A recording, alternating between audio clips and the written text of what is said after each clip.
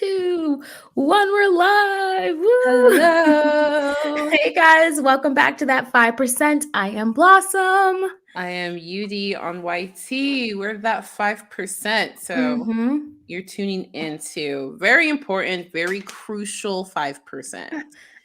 Doesn't sound like a lot, but it actually is a I lot. know, because Trisha Paytas, she doesn't have it. We got it. We got 5%. But oh my gosh, today's what? Tuesday? Yeah, it's Tuesday. Oh, there's supposed to be a snowstorm on Saturday where I'm at. So Oh, wow.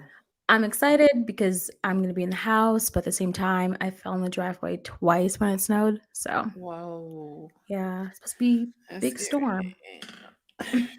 That's scary. We don't ever deal with that. I mean, we dealt with it last year here in Texas, and that was really stupid because it wasn't even like I'm sure like somebody like you, if you came down when that whole Texas thing was going on, you would be like, Well, what's my happening? understanding was that because it rarely happens in Texas, you guys weren't prepared and didn't have the equipment that you needed. So Mm-hmm. that was my understanding because I was like, they didn't get that much snow, but then I was educated that no, it's not that. It's that they're not prepared for something like that. I was like, oh, Yeah. okay.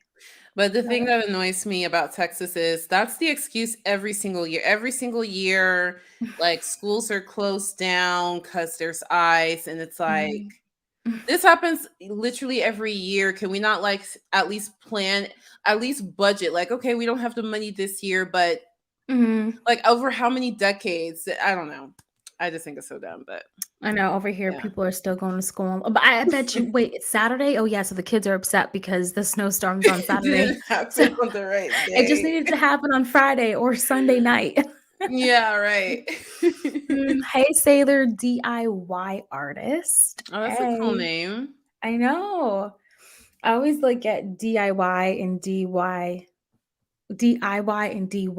mixed up. I know it's weird. But anyways, how did you like Jamie's book? Jamie Lynn.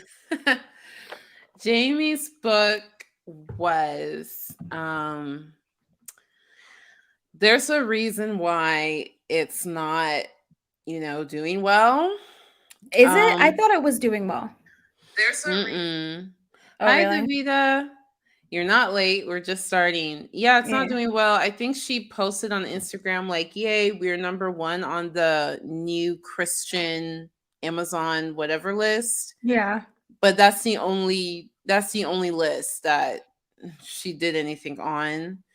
And I just felt like it's not a good book. It's not well written. Mm-hmm. There's no like, when people write their autobiography, there's like some kind of takeaway that you can apply to your own personal Well, I felt life. like the last chapter, chapter 14, I felt like, I mean, we're gonna go through each chapter because I wrote like just little notes to pick on, but chapter 14, I felt like the whole moral of the book was that she learned she's going to speak out more. She's the new and improved. Like she's not going, when she has something to say, she's going to say it. She's going to continue to thrive and act and and stand up for her family. That's like legitimately what I got out of all that. And then we're going to about to see the new Jamie Lynn on Netflix. Pretty much is what I got out of that book. Oh, did she um say she's going? Oh, she put that she has plans, but she didn't Yeah, and specify. then after I read that, then I went and I Googled it and she is gonna be on season 2 of Magnolia on Netflix. So Oh, yeah, okay. so she is having some type of acting career going on there. Okay, So well, that's something, you and know? I also wanted to state because this was basically research, right? I don't think I really Mhm. enjoyed reading this book. This was like, "Hey, we're gonna do this live, so let's read this book." Yeah. But I had to put I think there's 3 school of thoughts here when reading this book. The first one is if we can just put aside public documents of us visibly being able to see that Jamie Lynn signed off of transferring Britney Spears funds, if we can just kind of put that aside because there's no I'm just saying there's no point There was no point in me doing this research if I was going in trying to like, oh, how dare you? I needed to put that aside so I could listen. You know what I mean? Mhm, Or so mhm, to speak, read. And so I think the other school of thought here is that you have Jamie Lynn's side and then you have Britney Spears. And actually, both of their feelings are valid AF. So if you already put that Ingram side that we could visibly see the public documents that Jamie Lynn Spears is lying and that she actually did, sign over some funds of Britney's. If we could put that aside and just be like, okay, you have a sister over here who felt like she was the afterthought and felt like she was blah, blah, blah, blah, blah. And then you have Britney Spears who shit, like she was going through her own shit too. You had two sisters who were going through their own stuff. And that's mhm, what I was able, like, I was listening to that the whole entire, through the chapters and I was like, shit. Although Jamie, we're putting that part 3 aside for a second, I did feel for her. I did feel for Britney, but then when you add in the whole lies and stuff, that's where I feel like a lot of anger comes from, and you can't even mhm. really listen to Jamie's book because people are so upset with it. Yeah, Mm-hmm. yeah. It's really easy if you ever do read the book, it's really easy to just feel like most of the book is just not you will be really unimpressed, I would Mm-hmm. say.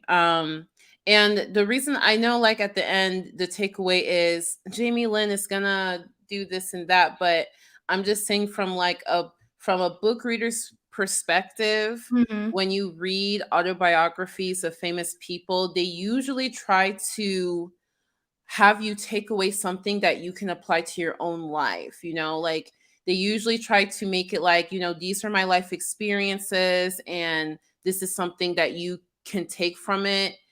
And I just didn't feel like I didn't feel like I grew as a person or anything. um so I mean, it feels like, this could be like a blog post, this could have been, I don't know, not a book. um Mm-hmm. so I that's don't know. my, like, more objective review. I felt like she did a PG-13 of that. Oh, hold on, I'm trying to. I felt like she did a PG-13 of that at the end. I felt like she tried to do what you were explaining. But let's go through. I I know feel. she tried, but she needs to be honest with herself. The book is not about I need to tell my story. The book is about I need to defend myself because I'm looking bad. And you can tell that's what the book was for. So Mhm. that's why I felt like I didn't grow from it. Yeah, I'm trying to get it on the third screen, but Oh. I wanna see myself on the third screen. Like, so while we're talking about it, there's, like, Oh, photos and yeah. stuff of Jamie Lynn, Yeah, so well, we're not people, boring people. Sailor DIY and Davita said they are not reading the book. Davita said they're gonna wait for the Lifetime movie. I feel like a movie definitely could be made, and it doesn't need to be like a movie for Britney and a movie for Jamie. It could just be one movie. Um, Mhm, I would watch that Lifetime movie. mhm, Um, Davita said if she waited a year, it would have been more favorable. I think, yeah, I don't think she would have gotten as much hate if she waited a year, but the book still would not be a good book still. right. Sailor DIY only because she's a toxic person and is still actively trying to hurt her sister. When I read the book, there were parts where she's like describing herself or describing a situation, and I'm just like, I was in my head, I'm imagining what I think actually happened versus like Mhm, her PG version of what she's trying to say what happened. I think I people say that she was not pleasant growing up. I can believe that. And yeah, it's like everybody says that. I was looking at interviews with Britney, the dad, other co-stars of her show, mhm, and like whether it's a scathing interview or like it's supposed to be nice, like you're trying to say something nice about Jamie Lynn, everybody has some version of she's hard-headed or she's annoying, like some some version of that, even when they're trying to speak positively about her. So I'm like, that's just how you just one of those type of you were just like one of those type of people growing up. I don't know, I was left I was definitely I was left feeling sorry for both, but then at the end, once you realize, hey, Jamie Lynn, you still need to answer the questions that people are asking, you get mad again. But let's start from like chapter one. Okay. So my notes, Let me whatever for chapter remember. Oh, you one. wrote notes. You're good. You Oh wrote shoot. notes. This is what hold on. No, it's fine. I'm not gonna ruin the screen. But for chapter one, I wrote just jotted 5 things down. Their goals was to get Britney in front of everyone. So Jamie Lynn really fixates on how she wasn't supposed to be born. Mm-hmm. How so I'm gonna start there. She fixates on how she wasn't supposed to be born. And it was really hard listening to that. Like, not like, oh my gosh, traumatic hard. Like I went to sleep just fine, but Mm-hmm. it was hard in the sense of why the fuck do you know that? Like, why did your Who parents told you think, that? yeah, why did your parents think it was the best fucking Mm, idea ever to be like, hey, you know what, Jamie Lynn? Sit down. Let me tell you a story of how we didn't even, I was mad at your father. I mean, Jamie goes on to explain how I guess the dad was supposed to, get everything nipped. And I guess he was supposed to follow up with an appointment. It didn't happen, and mm-hmm. she found out she was pregnant and she was yelling, and daddy accepted that there was going to be a new baby in the home. And there was Brian, who was what, 12, or Brittany, who was 9, whatever. And you're like, damn, like, why did you need Mm, to know that? But then mm-hmm. you have to also think that there's a story. If Jamie's not thinking of the story, the ghostwriter is, the publishing company, someone is thinking of like how they're going to start this story. So Yep. off the bat, I felt like it was, oh shit, okay, so let's automatically feel sorry for her. Let's give her some, let's it was kind of like sad fishing in a way, but Yeah. I don't know. That's how I felt with that. And then it just went to, oh, how, well, Brittany, everything was, I wrote their goals was to get Brittany in front of everyone, discuss their dads. Okay, then she starts discussing her dad's abusive history. She's really like painting up the scenery for us. And then she's like how Mm, yeah. he was always drinking, and they were really poor. Mom stayed at home. And she just really was just painting that picture of how they weren't the perfect family. Yeah. Yeah, I mean, I did appreciate the way she described her dad. And I think that's really relevant for her to talk about the influence her dad, or the lack of his presence, what that did for her, how she felt when he was giving input on her life decisions even though he wasn't there. I Hmm. I appreciated that aspect of telling her story of, how her parents were. Yeah, and it was it was weird, like how she just started saying how like the dad was the man of the house, but then how the dad also, he had like all these businesses. So it wasn't really weird, but the dad had all these businesses. And I just thought, I don't care, but I guess this is her story. So she's telling us, what her mom and her dad did, but she was Mhm. telling us how her dad had so many businesses and then ended up selling the restaurant to Brian, who ended up selling it. And I was just like, why do we Oh, is that the care? part is that the part where it's like Brian decided he didn't wanna go to school? Is that the part? No, I think Oh, that's in chapter 2, or well, it doesn't matter. Who cares? okay. They're both the same, but yeah, roughly around there. But it was just funny because it was funny how she fixated on Brittany, but you could tell because she would just say these really like vague things and move on. Like, or she would say something then Yeah. she kind of reminded me of Creepshow Art, how Creepshow Art would be like, Emily Artful, she was like sexually harassing men and blah blah blah, and then moved on quickly to the next thing. That's how it felt like Yes. here. Like she goes, Brian, he was struggling with money problems and something blah blah blah blah, and then completely moves on. Oh, so is he broke? Because keep him. I googled up Brian, and Oh, if you just Google him, Brian Brittany's sister, the first Google thing that will pop up is that in 2020 he made a statement stating on a podcast he made a statement. He stated that, oh, it's very conservatorship is the best thing for Britney right now. And so now I'm mm, thinking, it was it because you were benefiting from it? Because Jamie Lynn, I he felt like she was. low key put hints in there that he struggled with money and was always using Britney's. And I feel like that's what she wanted to say Mm. without saying it. Because she vaguely would always like, Brian was struggling here, but then Britney's management team helped him in this direction and then moved on to the next thing always. Hmm. So I don't know if that was. No, but there's documents of him, getting money. I think there's more documents about the brother allegedly than Mhm. about Jamie. So that's a good catch. And you notice how Yeah. quiet they are. Like, you don't ever hear about the brother. You always hear about Britney. And I think it's more of a, well, I also think it's more of like a sexist thing because you know how everyone focuses on Meghan Markle and not like, the prince. So, Mhm. you know what I mean? Mhm. Also think it's like, let's focus on the female, not on the men when the men is doing just as, Yes. he's Doing horrible too. Yeah, no, that's true. Well, yeah, the brother, well then again, the brother, does he have a social media presence? Does he have like an public facing career? No, but the dad Um doesn't either. And everyone's shitting on him too. I Well, mean, that's the whole reason for it. So obviously, we're gonna shit on the dad because he's the one who drafted the whole thing.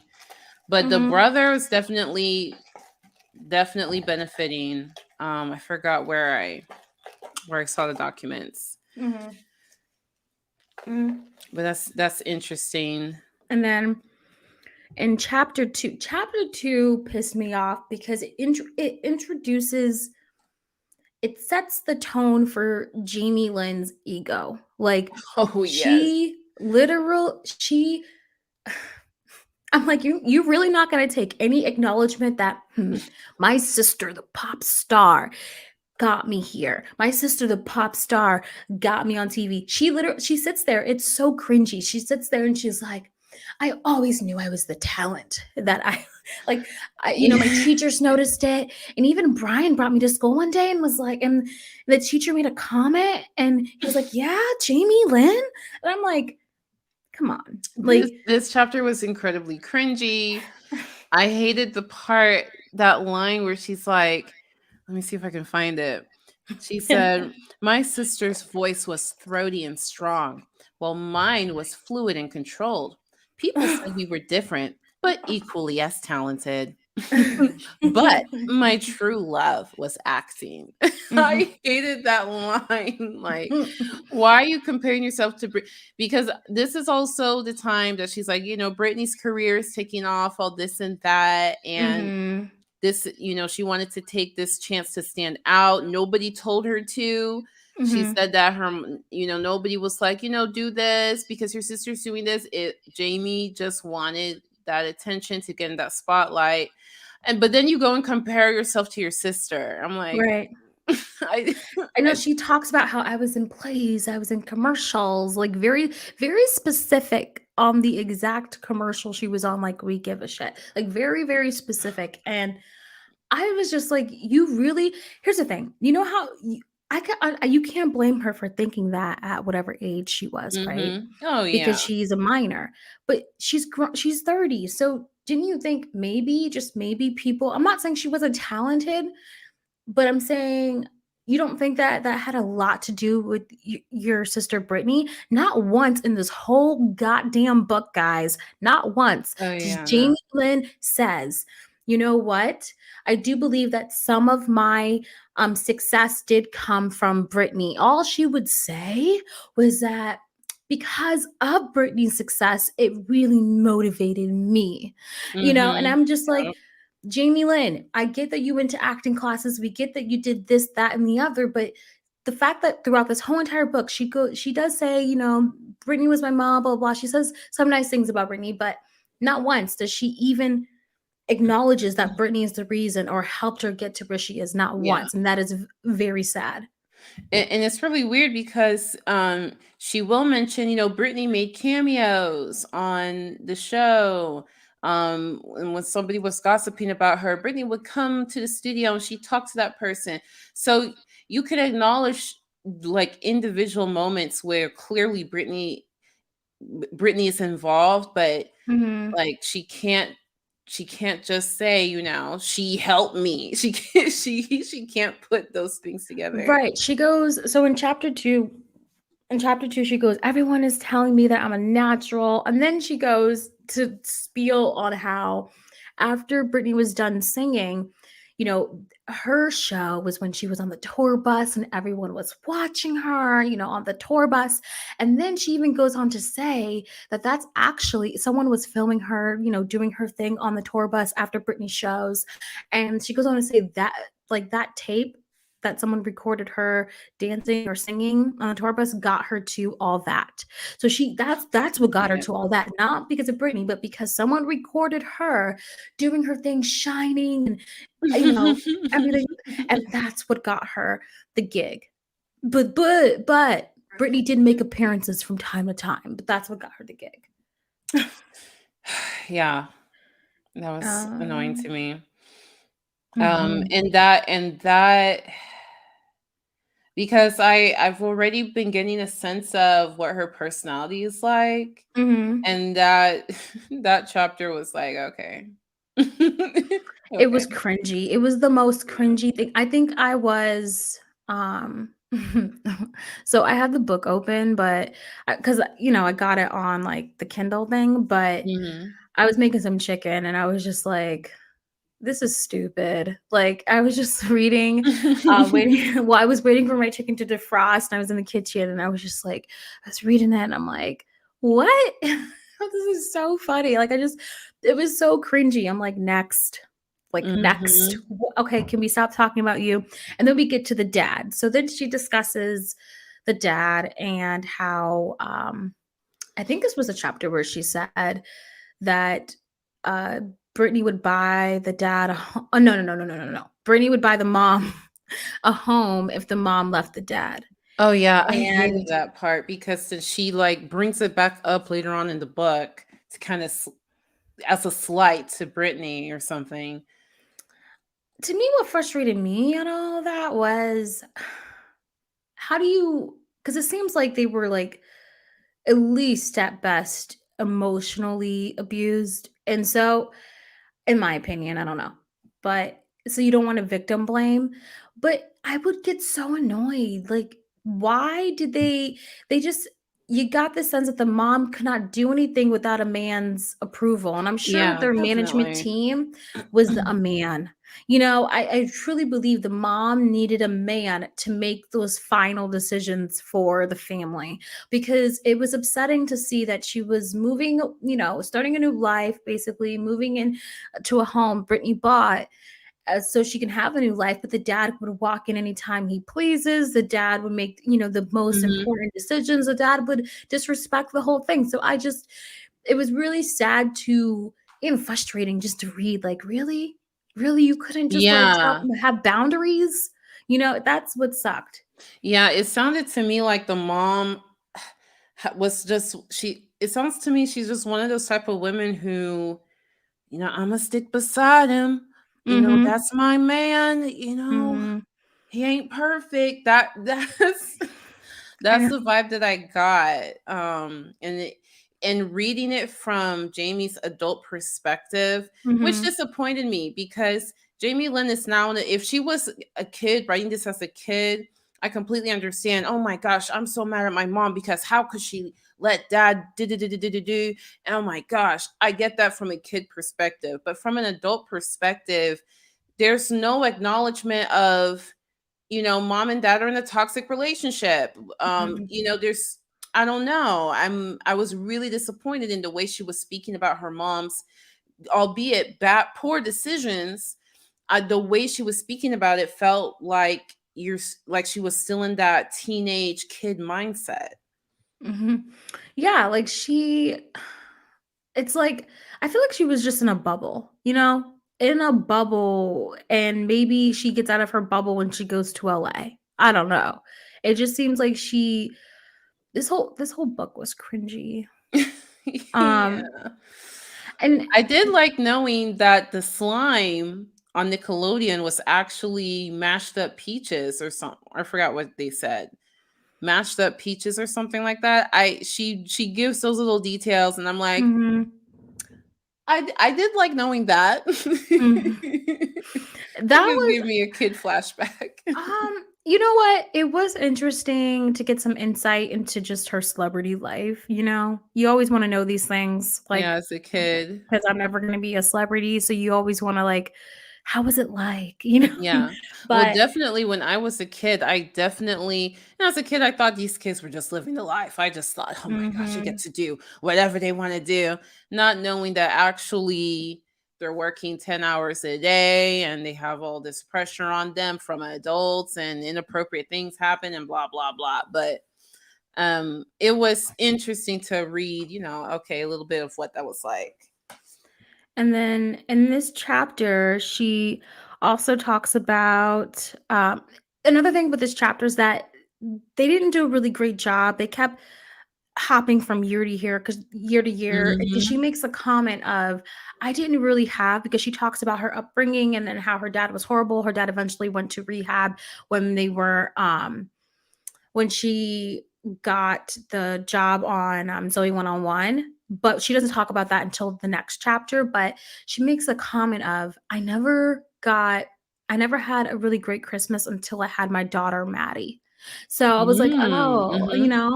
I was like, "That's fucked up," but then it kind of mixes you up in the chapter because you're like, you didn't have the baby yet. Can we get to when you have the baby?" Yeah. He It does just that a this lot in book this was book. yes, this book was, like, jumping all over the place. I'm like, Like "Can Creepshow we?" Arts video. Right, right, that's it just it because then I'm writing here, I'm like, "Wait, you didn't have the baby yet, but okay, awesome." And then she talks about, oh, her experience on this is what I mean, she flip-flops. In this same chapter, she talks about her experience on All That, which was really her first, acting gig, and, she said that she froze the first time or whatever, and then her mom gave her this stare of like, "Look, you worked so hard and now you're gonna freeze." So she said everyone on the cast, was nice, but then keep in mind, she loves nothing more than to name drop. She loves to name Oh my drop gosh, yeah. because Mhm. then she talks about in this chapter Dan Schneider and says that Mhm. she mentions him like more than once. It says that he created Yeah, shows and and was involved with helping her get Zoe One-on-One. I'm trying to I would love to hear some theories on why is she name dropping Dan Schneider? There has to be a reason. She didn't name drop no other producer. She's specifically more than once talking about Dan Schneider, and I think she even thanks him or kind of thanks him. I don't I So, don't I don't think she thanked him. okay, maybe that She was just just the impression I got. well, yeah, like Because she said he's the driving force that propelled my career or something like that. mhm, mhm. So I want to know. I'm sure there's got to be some theories about what's going on with Well, that. I think she is mentioning them just the same reason why she said Justin Timberlake was like a father figure for her, because I think any popular thing that is, a name drop, any celebrity that someone may have an interest in, even though he's not really like a celebrity, but you know what I mean? Mm, Like, any it's I think it was book sales and clout yeah. because even her cover, it's from the first Britney Spears cover. Oh, hold on. Let me see. Yeah, it had the same font. Wait. "I'm not Britney. Wait. This is my book, but you wanna be Britney?" Mhm. That's her first. I remember Oh, it. the font. You're Yes. right. It's the same font. Yes. You. Mhm. Trying to be like Britney, had the same shit, and I'm like, "Wait, I was like, No, they where had does to this font know. remind me of?" And this reminds me They of had to Britney's first a know. like, yeah. They had to know. They had to No, know. they did, but, that's what I'm trying to say, that's part of the clout. So the reason why she named celebrities like Nick Cannon and all that, all anything that she could anyone who she can name drop, that's part of the clout. Mhm. There's no emoji. But and the thing is, because she has to also know then Dan Schneider amongst us type of people who are intrigued by the Spears lives, Dan Mhm. Schneider is not a popular figure. Dan Schneider is not somebody that we like.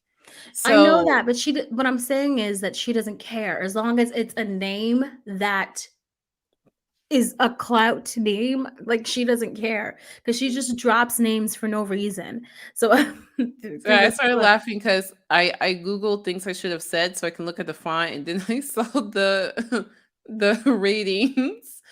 Um 1.4 on Barnes and Noble's, 1.5 on Goodreads. Oh, let me see. Let me see. Now, 3% of Google users liked this book. hold on, let me look at it. Put on screen. Things I should. So, oh wait, let me see these Goodreads reviews. Goodreads. Things I should have said. Book. There's so much Oh, I you guys. hate. Oh, you guys can't see it. I thought you guys can see it. Hold on. No, Let I me. can't see it. Oh, whoops. I wish I could read it 0 stars, but I don't have that option. Oh god, but I would like to leave a review on these websites having actually read the book, because she's probably telling herself, and all the fans are like, don't pay attention to these reviews. None of these people read the book. They're Oh just shit. trolls. This person wrote, she can't act. She can't. Well, this is July 9th. That doesn't make any sense. Huh? This is July 9th. Oh, how did they do that? What? That's weird. Wait, this Anyways, even. I think this is now, but their dates are effed up. She can't act, she can't sing, she can't write. Her only talent is enslaving her sister and exploiting her. Ooh, do not buy this book. You will be supporting an evil, manipulative, two-faced person. Jamie Lynn is infamous. Well, shit, I bought the book. Jamie Lynn is the infamous sister of the more famous mega superstar Britney Spears. Okay. Funny how for someone who absolutely doesn't depend on her sister's money or name, they decide to use one of said sister's most iconic song lyrics. Laugh out loud. Jamie Lynn would absolutely not be. What? Was this book? What? I don't know how these people. Because I heard it was like, "Oops, I did it again," or something like that, and then she had to change it. Yeah, it was I confess, and then she changed Mhm. it. But if you go on Target, I think if you go on Target.com, it's still listed as I confess, and other Oh. bookstores is still listed as I confess.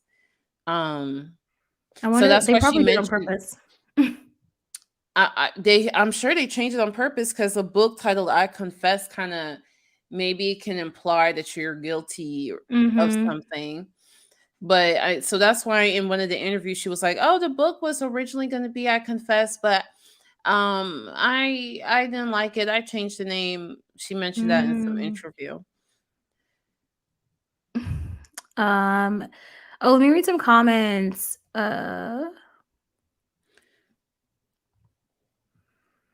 Davina, I'm not, Okay, if you sort by recent, there's actually good reviews. Like this one lady said, "I thought this book would be more interesting than it was. I didn't like the book was not written in chronological order." I No, it agree. wasn't. It got me. That's why when I'm telling the story from chapter to chapter, blame Jamie Lynn because, hold on. Honestly, that part might have bothered me the most. I also feel like this book was written at a 4th grade reading level. I wasted I wasted a day reading this Wait, book. where are you sorting the comments? Because Um, it's right here. Sort order. Um, I think it was newest. That's weird that the comments were so this book was already out in July. No? Because why Or would their own maybe like it had the release date and stuff ready to go. well, why would yeah, that's something. I don't know. So people were leaving hate reviews. Oh, before then. Oh, got it. Yeah. Britt Brooke wrote, "Curiosity got me, and somehow this was worse than expected. Anyone else forget Jamie Lynn was on Nickelodeon. I'm the same age as Britney, so I'm claiming wrong demographic here. Surprising no one. This is horribly written. It smacks of blatant Yeah, capitalization of Big Sister's media circus after years of riding definitely. her coattails."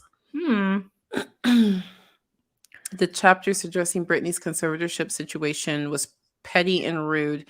Don't waste your time. Yeah. Mhm. I agree. It was terribly written. Like, you know, it feels like she wrote something, and Mhm. then she hired an editor to just try to make it a little bit better, and then they released it. That's what it felt like to me. It was kind of cringy. Like, how are you going to quote? Mama said, but you weren't born yet. So why are you quoting something your mom said? Like, it was just so weird. Chapter 1, like you don't do that ever in a book. You don't sit there and quote something your mom said when you were born. It's so unauthentic. It's so bad. Yeah. It's like, who So, told you? So yeah, now we're asking, who told you? Who told you this? yeah, it was weird. But let me put her back on the screen. Jamie So, Lynn. chapter 3 is about teenage angst. So, is this where she talks about rumors and friends, stuff like that? Let me see. So chapter 3, yep. So chapter 3. Oh, did you watch the hour long? I watched it yesterday because I knew we were doing this. The hour long video Alexa had with Sloan. Uh, no, I watched clips of it though. I mean, I Yeah, saw that she said that Jamie was the one who made up rumors or something like that. yeah, she said a lot of things. She was like, it was almost as if like the ghostwriter or someone was like, hey, this is what little kids fight about. She just basically denied everything. And to be honest with you guys, this is no matter how much anyone hates Jamie Lynn Spears, this is a he said, she said.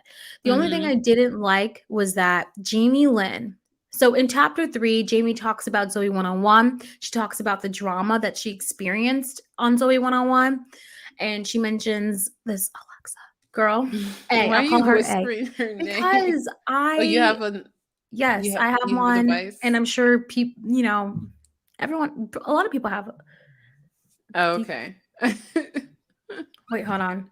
Sorry, hold on. I have to take this off.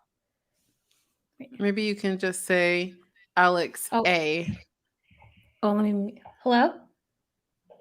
Bianca still insists on storing stuff in your room. Hold on. Hold on.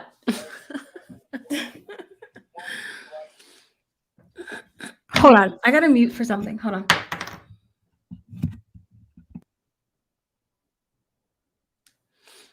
Okay, so um while we're waiting on that, I did not pay attention to the Alex A and Sloan interview, but I did catch parts of it, and I know that Alex A, Miss Nicholas, and if you don't know who she is, she was a co-star of Jamie Lynn's show Zoe 101.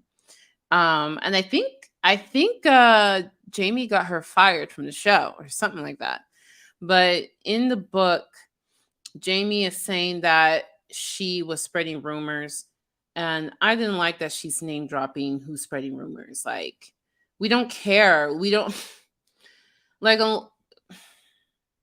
she's saying, oh, there's a rumor that you have lice and this and that. And I don't know, when you read the book, in context of the book, you will understand what I mean when I say we don't care. It doesn't, like, the situation of the rumors is, it doesn't add to the development of who Jamie Lynn is. So we really don't care. But Miss Nicholas is saying actually Jamie is lying. Jamie was a mean girl. Um Jamie's the one who started rumors. To my knowledge, that's what I heard about the interview. Oh, you guys can hear this. I'm trying to listen to a little bit right now. Oh, Ooh, okay. Ooh, ah, that okay. hurts. Sorry. Sorry. Let's see. Okay. Okay, so I Sorry was that. talking about Mm-hmm. chapter 3, how Miss Nicholas is she was saying that actually those rumors were not true or not started by her, and that Jamie Lynn was actually the mean girl. Yeah. So in that interview, with A, she basically said that she was bullied and that Jamie Lynn was actually like very shy, but insinuated that she was a mean girl in a way, said that it wasn't true that Jamie automatically was friends with her and Kristen off the bat. I think that's the other chick's name. I don't know. She said that wasn't true at all. Um, and how they didn't end up being friends until season 2. She said that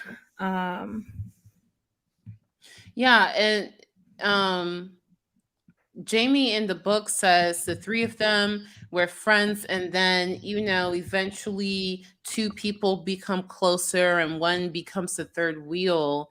And when I read that yeah. part, I just kind of felt like I was questioning how did that really happen? But Did that here, really happen? but what gets me is that I don't know if I specifically believe every single thing Alexa said, only Mhm. because she did get fired, or she wasn't on, like, I think after season 2 or season 2. Anyway, she wasn't on the show anymore, right? Mhm. But what was it that got me that? Oh, so then there was a moment to where Britney, I guess Jamie told Britney about Mhm. everything, and Mhm. then brought Alexa to the trailer, and Britney was like, "Do you think it's fair?" Blah blah blah. And Alexa was like, "Oh my gosh, Britney's like my idol, and the fact that she just yelled at me, and etc." Or, that really bothered her as a kid. And I just don't know. Every single rumor came from Alexa. It just seemed like the fact that she didn't admit that she did nothing wrong. So, you know what I mean? Like, Mhm. so you did Mhm. absolutely nothing wrong. You were just a scapegoat to everything, right? I don't know. I don't Mhm. believe when someone's telling me a story and they completely I mean, it's very true. Skip It could be skip their part. Yeah. mm-hmm. I just feel like she wasn't being 100% honest. Yeah, I get that too because, she is somebody who ended things on bad terms. She was even fired. So, who is kind of he said, she said. But what I was saying earlier when you're on the phone, I felt like that was just kind of petty of Jamie Lynn to literally name drop. I didn't see how that served a purpose other than like what you said. The whole book is name dropping, name drop people's Mm-hmm. names that might build intrigue. But if Oh, this, uh-huh. I think there was a reason why she also, you know what? You're right. You're right. Because what's funny was that Alexa explained to Sloane that Jamie Lynn actually reached out, before the book was released, apologized. And Alexa's like, Oh.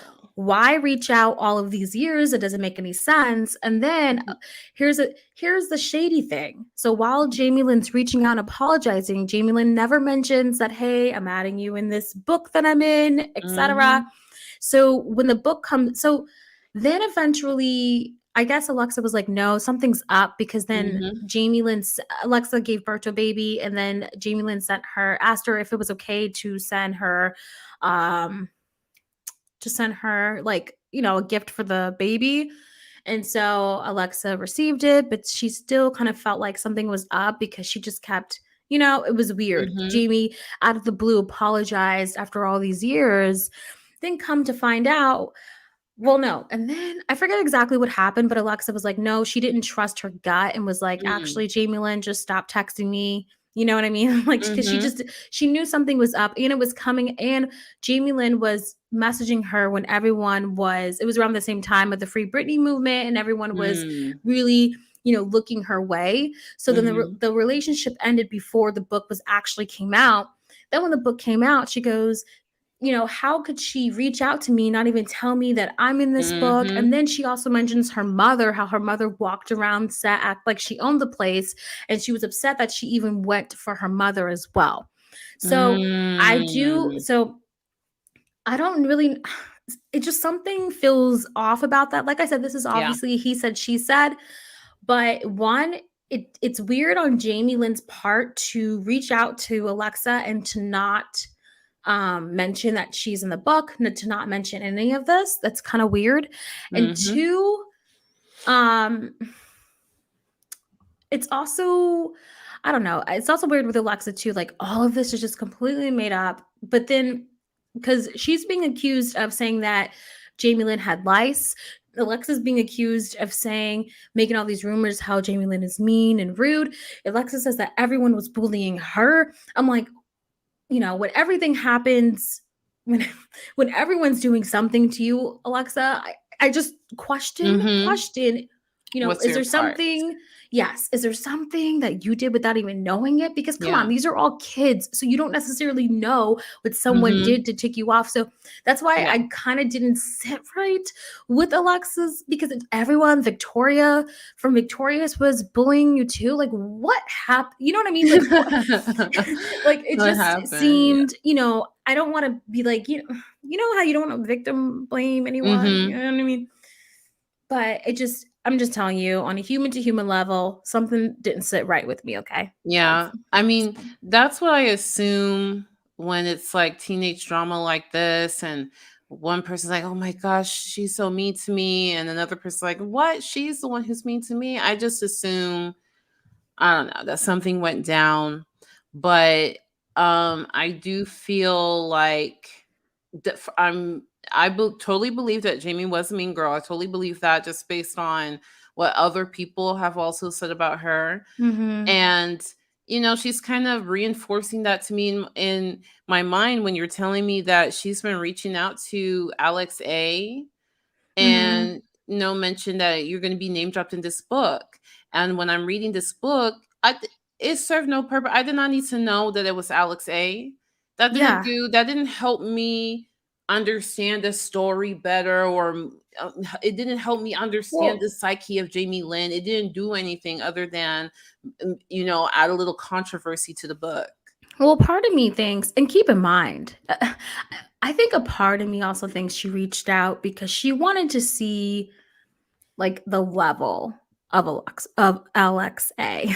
She wanted to see, you mean, does this bitch, can she sue? Like, I think she wanted to see something here, because I don't because then she mentions how it was so fun working with Austin Butler, name dropping again. She goes, it was so Mm. fun working with Massey, the dude, from the brother from Kyle Massey, or Oh. she drops these names. So this was very on purpose, and didn't say anything mean about Austin Butler. You know what I mean? But What name sure was dropped he in? him. Austin Butler. He was Vanessa Hudgens' boyfriend for like 9 years, and he's starring in the Grease movie. No, no, no, no, no, no, no. He did Oh. Grease, I think, but no, no, no. He was starring in wait, no, Elvis. There we go, Elvis. I got Wow, so Elvis and she Grease really mixed up. just name Yeah, dropping she's sitting there whoever name she dropping. can. Like, we noticed these Mm. names, and but the name that she wants to give, it's kind of like how Creepshow art. How are we summarizing everything? We're like Because comparing it's everything so from Creepshow art, similar. but it's kind of how Creepshow art went after Tipster. All these other influencers made fun of her. I mean, all of these influencers not made fun of her, but like made videos about her. All these other Mhm. influencers who were huger than Tipster came for her, but the only person she decided to call out in her 2 hour and 30-minute video was Tipster. Just like how Jamie Lynn, all these other actors are, they're they can clap back, you know what I mean? But she Mhm. knows that Alexa, mm, she's, what is she up to? She's not doing anything. I could probably throw her under the bus. But at the same time, Mm. as I say this, I don't believe Alexa was fully innocent at that age too. I'm just saying. Mhm. But once again, these guys are, and the thing is, it doesn't really even matter because they're kids at the end of the day. Because I can't tell Yeah. you how much. Yeah, I'm so glad I no put one zero recording me as a thought kid. I put zero thought into, okay, who really started it, who did what, because Right. I'm like, oh, teenage drama, whatever. Hmm. I know. That's how I felt about the whole. Well, I guess we'll get to the baby daddy when we get to the baby Oh daddy. God. So, Let's I thought it see. was interesting that she said as a child, she was permitted to work 10 hours a day. That's interesting because, you get to, I Mhm. wanted to know a little bit of the set life. That was Yeah. interesting. Mhm. What else? Yeah, she mentions Chris Massey. I said, Massey, I was still friends, and Austin Butler was fun to be around. Let's see. Blah blah blah. She mentions this Miss Patty had their back always. Blah blah blah. Pressure of being a lead character. I'm sure there was at her age. Mhm. Oh, mom hit her with a purse. This is the chapter for that one too. So, Oh yeah. did you see Britney's? What did Britney say? Mom should have Something like, mom should have beat your ass. Something like that. It was some. Let me read this. Hold on. I have to read it. It was some shit like that. But I almost thought of what did Britney say? I was it was hilarious. It just felt like a sister talking to a sister. Yes, it does. Mom should have beat your ass. ass. You were a spoiled brat. Let me see if I can find it. Oh, did I not like it on Twitter? You know what? I probably didn't like it because it did have abuse in it. So I thought maybe that might track back later on, years later. So I don't think I liked it. Shit. Hold on. I'm going to Google this. There's no way I can't find this. Britney beat. There's no way I can't find this. I can't find it. What the heck? Anyways, it was something.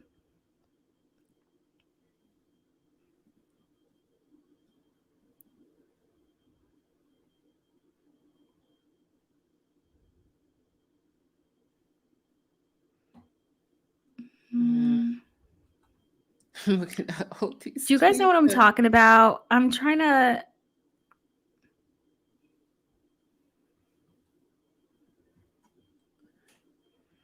All right, well, I can't find it right now. Joy today. Okay. Yeah, I can't find it. I'm finding other ones. Me too. I can't find it. I don't know why I didn't maybe I screenshot it. Let me just look one more time and then I'll just move on. It's like there's no way I didn't screenshot that.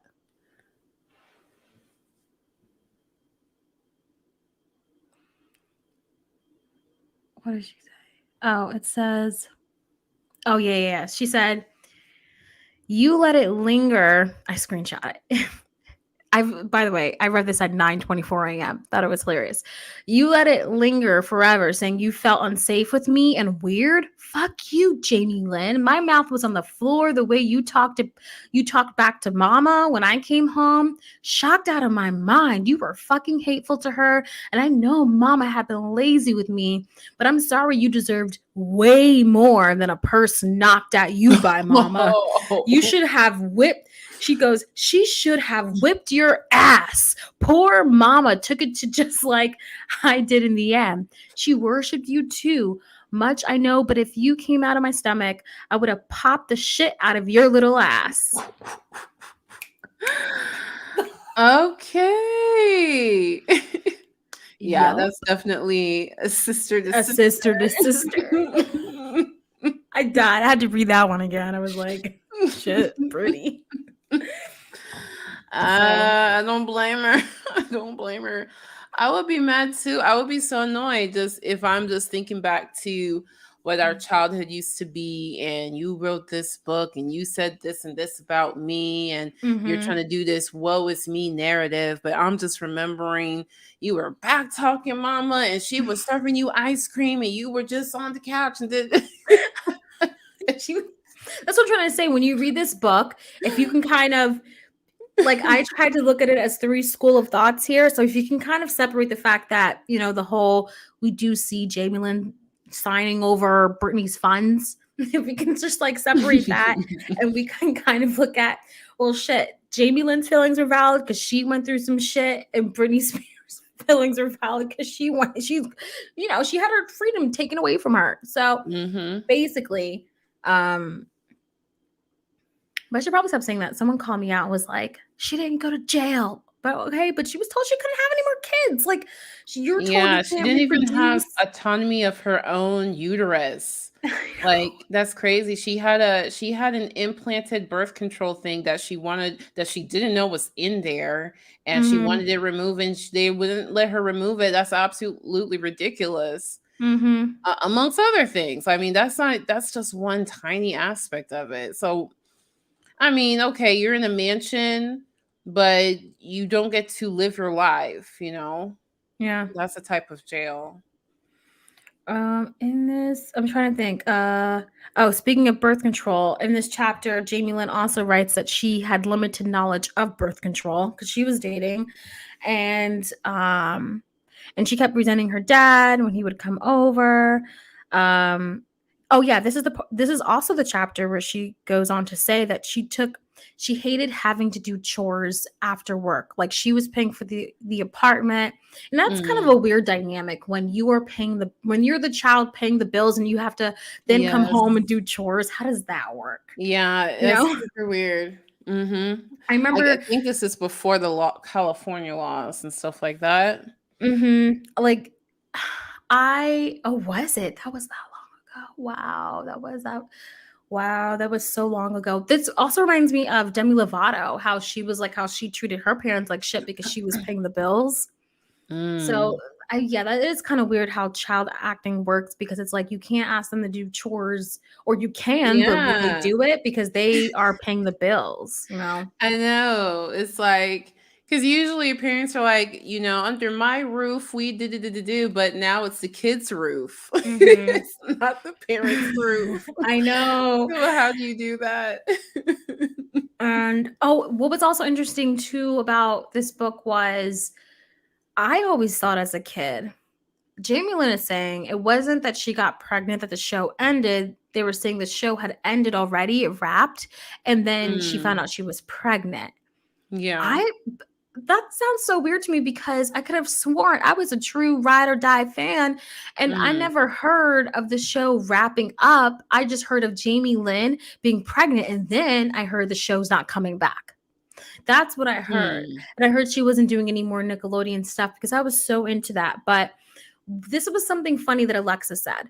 So Jamie Lynn in this chapter also reveals that she's trying to presently bring back Zoe one-on-one. She's trying to work on that. But Mm-hmm. Alexa, in her interview with Sloan, she goes, she got a text asking if she wanted to be involved in this like music video. And she's like, I hated to ask, but were we going to get paid? She was like, there was no mention of any payment. It just seemed like this was something to boost Jamie Lynn's career. This was something if Jamie Lynn wasn't going to get Zoe one-on-one back, then this was something just to kind of, have people ask her to read scripts so she can join a show, kind of like, make her name more noise at the moment so she can get a role. That's what Alexa said. And she also said it felt like rogue, like no production company was behind this music video. It was just Jamie Lynn. Like there was no Nickelodeon was. It was she was like all they did was they did something rogue for Zoe 101, and that was it. There was no production Mm. company behind it. So I wanted to add that in there. But that was that chapter. That was chapter 3, guys. Mm-hmm. Yeah, there wasn't. Wait, hold on. Wait. Okay, she does state in chapter 3 that she met Casper, which is what's the dad's real name? Do you know? I forget. The real dad's That's real name? name. Who? The baby daddy's name? Oh, Casey. Okay, Casey. So she calls him Casper in the book, but Casey, she says that Casey was she met him at a church event. Yeah, that's all. I said all the other stuff. Yeah. Yeah, I was ranting to you about because she didn't know anything about sex, and I know Mhm. that okay, she's a child actor, so maybe sex education is not a requirement for Mhm. whatever they're doing, but it just reminded me how I just think the sex education for teens and children in this country is so bad, and especially in a country where abortion is always a topic of debate. Mhm. It just doesn't make sense to me how teenagers can really be like, I didn't understand how any of this works, or I didn't know I could get pregnant, or I didn't know I can get an STD. Like, I just think that's so, I don't know, Mhm. we're failing our youth, and it doesn't make sense. It just makes me Yeah. mad. Yeah, I hear you. I just don't I don't know, like I was always around, like I learned about sex ed from school. My parents didn't even tell me. So my Mm-hmm. school was all about it. So I've never experienced that, Oh, but you're from the north. Down here in the south, mhm, they don't teach it. Well, I mean, they teach it, but they don't properly teach it. mhm. And it's like legalized. Like the improper teaching of it is legalized and promoted and expected. So Like it's I have a 12-year-old brother, and he's going through the same school systems that we went through, literally the same school, and they're still doing the same routine. It's so like they're doing the same, like when we were in 5th grade or 4th grade, they all bring you down to the room. Like it's very like, no, they're going to learn this shit like their last year of elementary school. It's very, yeah, it's wow. very, until this day. My brother learned that shit. I mean, he had to learn it at home because of quarantine, because of 2020, but they still do the same shit. And so down here, don't get me wrong, like my older sister got knocked up when she was 16, so kind of learned that too. But Mm. like my older sister, but that's something that's very taught down here. So yeah. But yeah, and even when it's taught, people still, do the damn thing anyways. So yeah. Well, I wonder, I don't have time to look at statistics, but I wonder how the statistics look. I'm rating it the success by how many teen pregnancies there are Oh yeah, like per I use my population size. I use my older sister as a statistic for everything because she wasn't there. She wasn't there smoking the marijuana Oh, at the time that it was like deemed, oh my gosh, like how dare DARE. I remember that some yeah. men, Mhm. and they would say, "Oh, it's a gateway drug," and Yeah. and So then when it I was actually did, I was like, "Gateway to what? Gateway to eating more Cheetos and what I need to be eating." I don't know. Mhm. Oh my gosh. Um let's see. Chapter Okay. 4.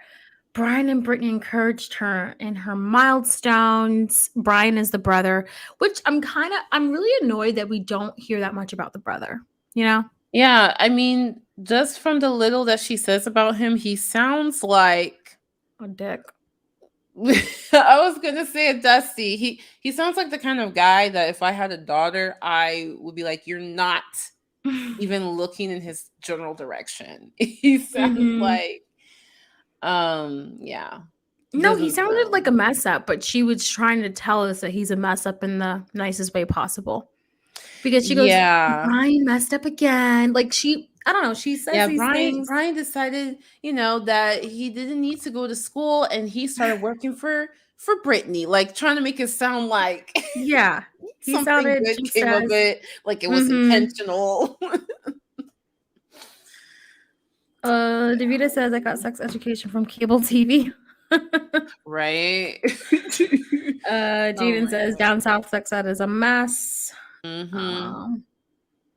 Um, Panter Renova Cry says it's pretty much like jail. You're told where to go, how to spend your money, what to do, you can't do with your body, made to work. Oh, you're talking about the conservatorship. K-Tree, the Coogan Law came out in 1939. Excuse me, what is that? Prisoner in a Mansion. Okay, gotta get it. Okay, so let's see what else is going on in this chapter. Okay, so in chapter 4, she talks about Brittany was like a mother to her. She shares a story of how Brian had a party. Okay, yeah, she shares these weird stories, and I'm like, what is the point? Like, so she shares the story of how, like one day she was sleeping. Brian had someone over. The parents were out of town. There was beer drinking, and she told Brittany. So I guess the point was how Brittany was like a mother to her. She saw, and then when she was oh yeah, and then this is the time that she mentions Brittany being in like the Mickey Mouse Club, and how Justin was on and off with Brittany for Oh years. yeah, this part. and how she was deeply affected by their split and said it was devastating. Yeah, right. Well, she does say it was a devastating loss for Britney as well. Britney was a Oh, as he well, you know, it hurt Mhm. her too, just by the It just way. okay, so I get this is her story, so that's fine, but there were some moments where I think later on where I'm like, if this is supposed to be your story, what did this have to do Yeah, what with does it have to do you? with your story? I know. Mhm. Yeah, like what held her cons oh, she blah blah blah. She mentions how like, paparazzi would harass her all the time. Um blah blah blah. Explain how Britney party with her brother. Oh yeah, so after the breakup with Justin, here's what I didn't get to. Why did she need to explain this? So after the breakup with Justin, Brian the brother and Britney would go out to party to get over Justin. Like what was like she would Mm. talk about Britney's relationship and Justin. Like it's almost as if the publishing company was like, tell us a little bit more that we didn't know before. Like it just was weird. Mhm. She Yeah. tells us how Brittany was generous and would pay for the family's vacation. But as she says this, as she says how nice Brittany was to pay for the family vacation, in this, like the next sentence, she goes on to say how but Brittany, she seems so unraveled in these vacations. She seems so like, out of order in these vacations. And then apparently she tells us a story about after this specific vacation, Brittany was like, no, I'm still going to party. I'm still going to go to Vegas. And then when Brittany went to Vegas, she married Jason, but she only lasted for a few Mhm. hours after her parents found out and then they got a divorce. So that happened. But then again, I said, Jamie Lynn, what does this have to do with you? Brittany getting Exactly. married, Brittany, like, what does this have? She's not, I have a disconnect, and maybe the answer could be that it affected her life in the way that her parents' attention was always on Brittany, but we have to like make that connection. Like, because I'm sitting here like, what the Right. heck is this? You know, Right. like this Right. is your book, your story. Why are you telling me Brittany's story? Because the only time she talks about Britney and like gives us the connection of how it affected her was I guess that day Britney shaved her head and what her day was like during that time. Yeah. Hmm. I don't even know if that's in this chapter or not, but I don't think it's in this chapter. I forget which Um chapter because I don't think I took notes on that one because I heard it oh. already. So I was like, ah. Yeah. But yeah, like this was very annoying because this whole chapter just felt like, okay, this is not about you. Hmm. This is not your story. And the name of the chapter is Never in the Shadows. But Hmm. you're definitely putting yourself in the shadow in this chapter. Yeah, I was trying to think why was it called that? Oh, it was called that because I had to look back. It was called that because she was trying to say how she was never jealous of Brittany. And how Brittany was a sister to her. It's very important that Jamie Lynn lets us know that she was never jealous of her sister.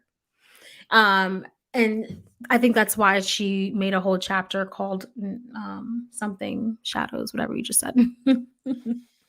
But I mean, let me think. Wow, there was a Yeah. lot of notes here. Oh, then there was the whole Sam Lefty thing. Um, how they ended up getting a restraining order. So Sam Lefty was a guy who inserted himself into Britney Spears' life, and he basically was just kind of a opportunist and a user.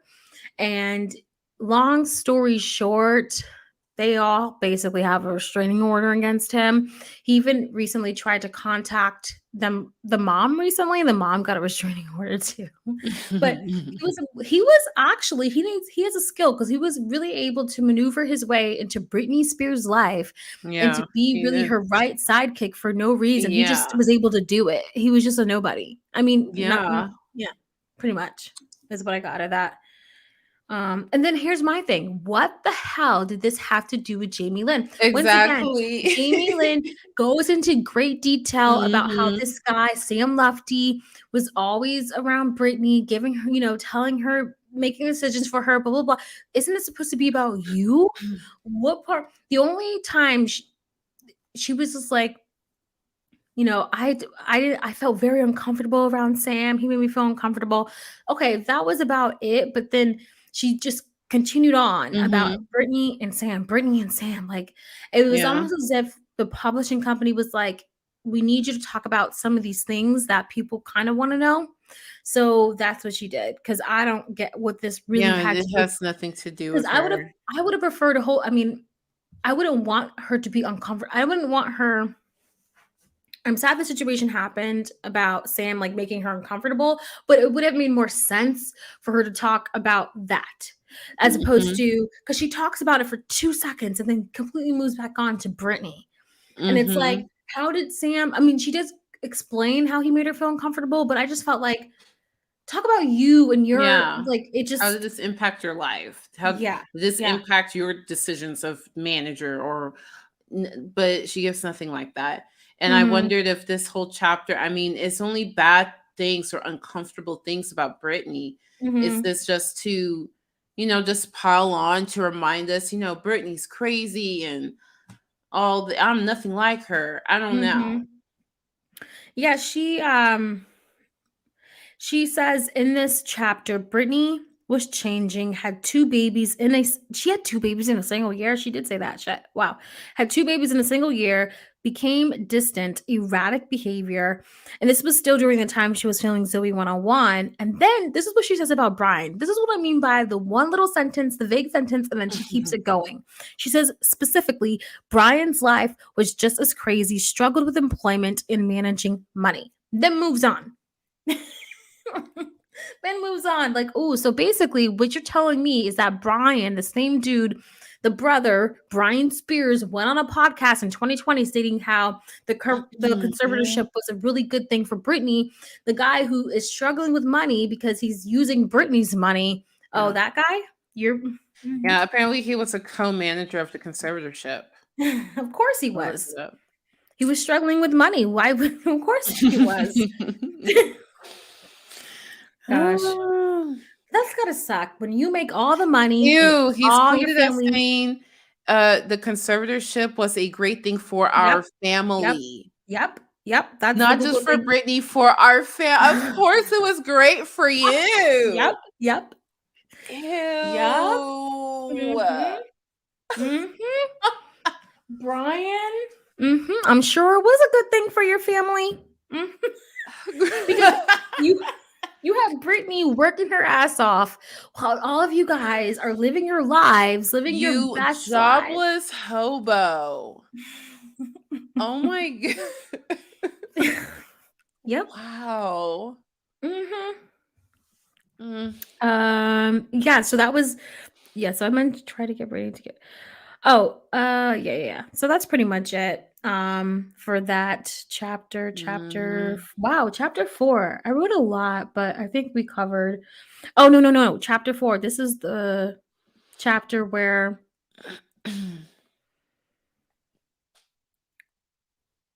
oh yeah, this is the chapter where she explains how Brittany brings the knife into the room. Oh yeah, that was really Um, annoying.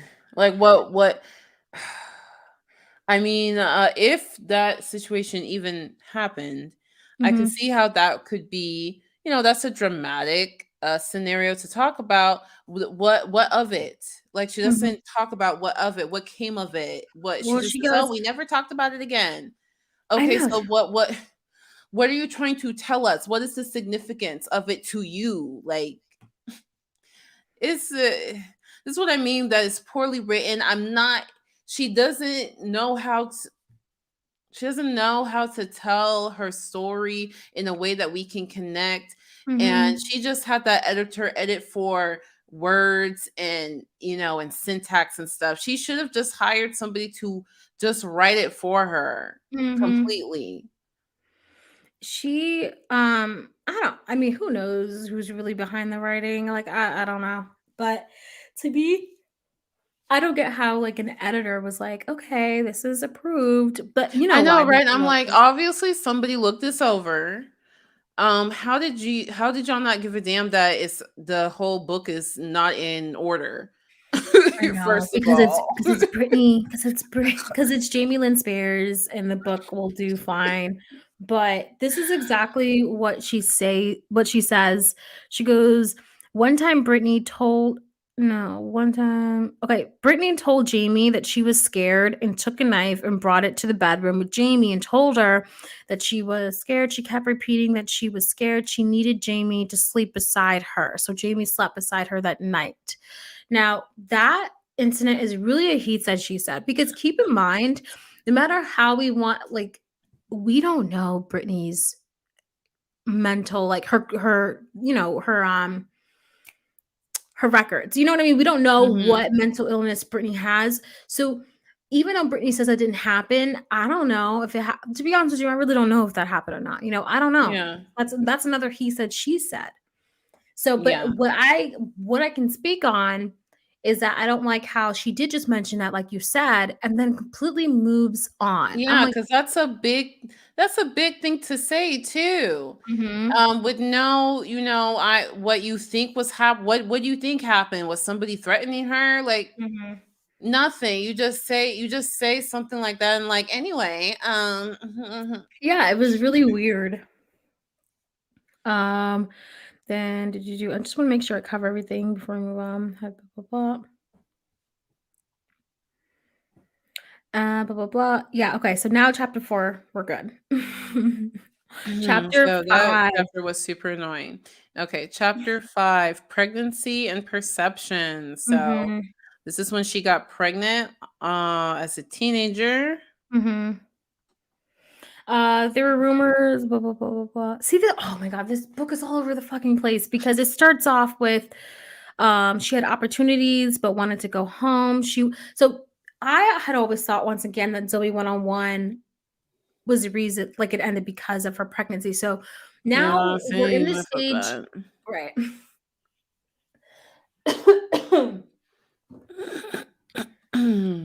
We're in the stage in this book where Zoe 101 is done now, right?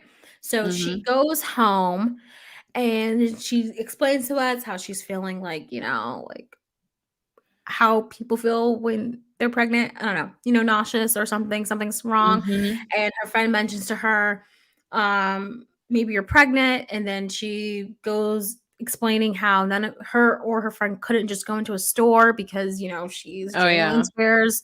So they had someone, buy the pregnancy test. She was pregnant. And Casper didn't believe her, or what's the name? Casey didn't believe her. And she ended up going,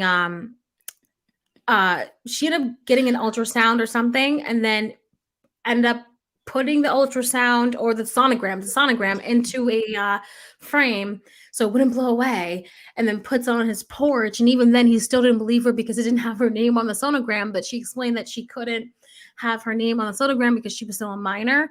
Long story short, he then believes her. They then go the mom's house, to where she writes on a note, "I'm pregnant." Gives it to the mom in the kitchen, then runs over to the living room where her and Casey are sitting. And then the mom's like, "Jamie Lynn, are you serious? Are you pregnant? How's my baby having a baby?" Or some shit like that. And Maybe yeah. you're right. His name is Casper because I keep reading Casper. No, she named him Casper, but he's really Casey. No, his name is Okay. Casey, but she didn't want to put his real name in there. You might as well, girl. You put everybody else's last and That's what I'm first and saying. last name. But Like we remember, don't that's know what who it is. but Casey's sister said she thinks that Jamie Lynn did that to make fun, like Casper the ghost, because he was never around. And I was just thinking, you went ghost. That's what she.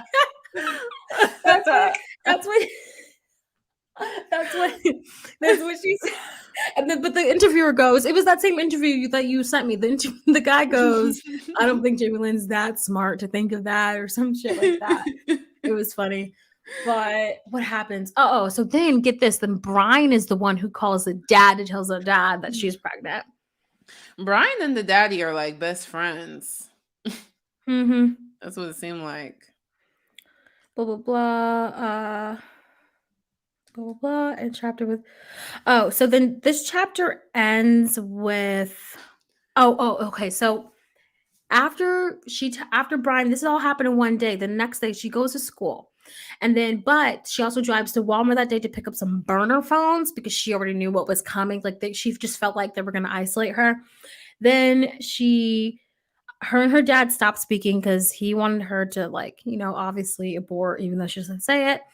Then she Mhm. decides that she's going to do a deal with the OK magazine so she can control the narrative. Keep in mind, Casey, the baby daddy's sister, says that the dad never received a dime from that OK magazine coin. Yeah. And then this chapter ends with Jamie Lynn saying that she was threatening her parents with a emancipation if they wouldn't let her Mhm. get her own home, buy her own home, so she can have like a house with her and Casey and the baby. So Yeah. that was the end of that chapter. And I think, this chapter is actually about you. Good Mm-hmm. job. But what was interesting about this chapter was this was really the first legal time, the first legal action her daughter, like Jamie Lynn was the first daughter to take legal action against her Yeah. parents. Mhm. Mm-hmm. Like she was going to get an emancipation. Yep. Because they were about to So we control her know there's too. a history of these parents being that controlling that the children would take legal measures. Mm-hmm. Mm. Yep. Mm. Yeah, this chapter was interesting. This chapter I cared about. I was like, ooh, Yeah, like this was same. like tea. This was like, Yeah, because it's I was, actually an important event about herself. mhm, So we want to know. mhm. Yeah, but that was the end of chapter 5. If you guys ever do read this book, I think chapter 5 was a really good chapter because it was Jamie Lynn's life. Now, chapter 6. So lived in. Oh, okay. So Breaking up and letting go. yeah, chapter 6, she goes on. So Jamie Lynn says that she lived in Casey's home buying before she bought a home, and she mentions how she Mhm. found pills. And then the mom, Casey's mom, goes on to say that boys will be boys. That's Yeah. what she claims Casey's mom said. Uh-huh. Um, and she goes on to say how Casey, which by the way, she calls him Casper in the book, but Casey was always partying. Now, the problem that I have with Casey partying and etc. is that they were kids. They were kids having babies. So it's really hard because even thinking of me at 17, 18, 19, 20, 21, 22, like, you know what I mean? Like Mhm. you're that's the partying age and stuff. So it's so hard to like put priorities in perspective, priorities, Mhm. especially a child. And it Yeah. sucks because when you're like, it sucks because Casey's not the one who's pregnant. So he's going to continue doing his Oh, kiddish yeah. things, his He's gonna childish keep things. mhm. It sucks. It absolutely sucks. But I did kind of I read this chapter with like the knowledge of, okay, they're kids.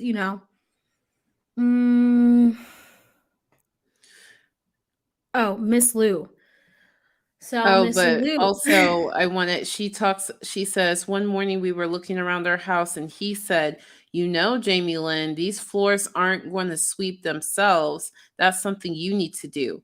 I couldn't believe he said it and thought, "I'm paying for all this. You sweep up the freaking floors." Mm-hmm. So I can't imagine first of all, being pregnant at 16. Can't Mm-hmm. imagine. But then also, I am like connected and jointed up with this useless child who wants me to now be as his 16-year-old mother. I I would be livid. Anyway, I Yeah, that's sympathize with that that aspect. Louisiana culture. Not everyone is like that, but that's that like South culture. Like, I mean, you know what I mean? Not everyone is like that, but I lived in Ohio and people were like that. Mm. Mm-hmm. Mm-mm.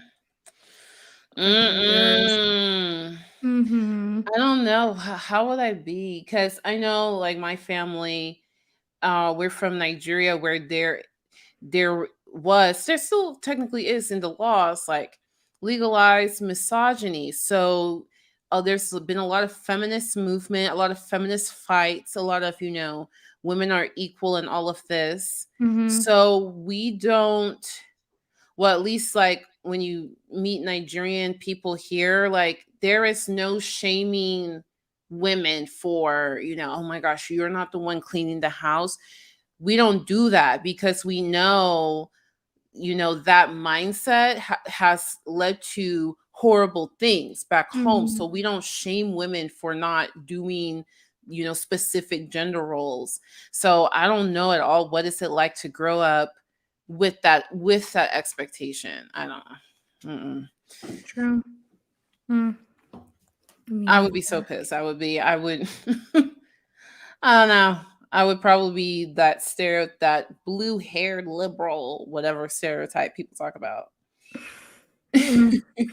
I would be pissed too. Like, I remember, like, my last relationship, like, the guy was not controlling and, um, like, he couldn't tell me what to do, but in the sense of, like, wanting, I felt like I was in this gender role where, like, female stay home and have kids. And I'm like, my life is not about to surround you. Like, he would, like, legitimately, this was the worst breakup ever because I flew to Chicago. It was horrible because he got a job as a investment banker in Chicago, and he would just like text me and be like, "Oh, hey, I'm having dinner with the boss at 6 p.m." and would like expect me to meet him at the restaurant that they were, and I would do that, but this was like a consistent thing. Like, I hate when Mm, men try to make your life around them, and he just felt like I had, mm. like, he would laugh at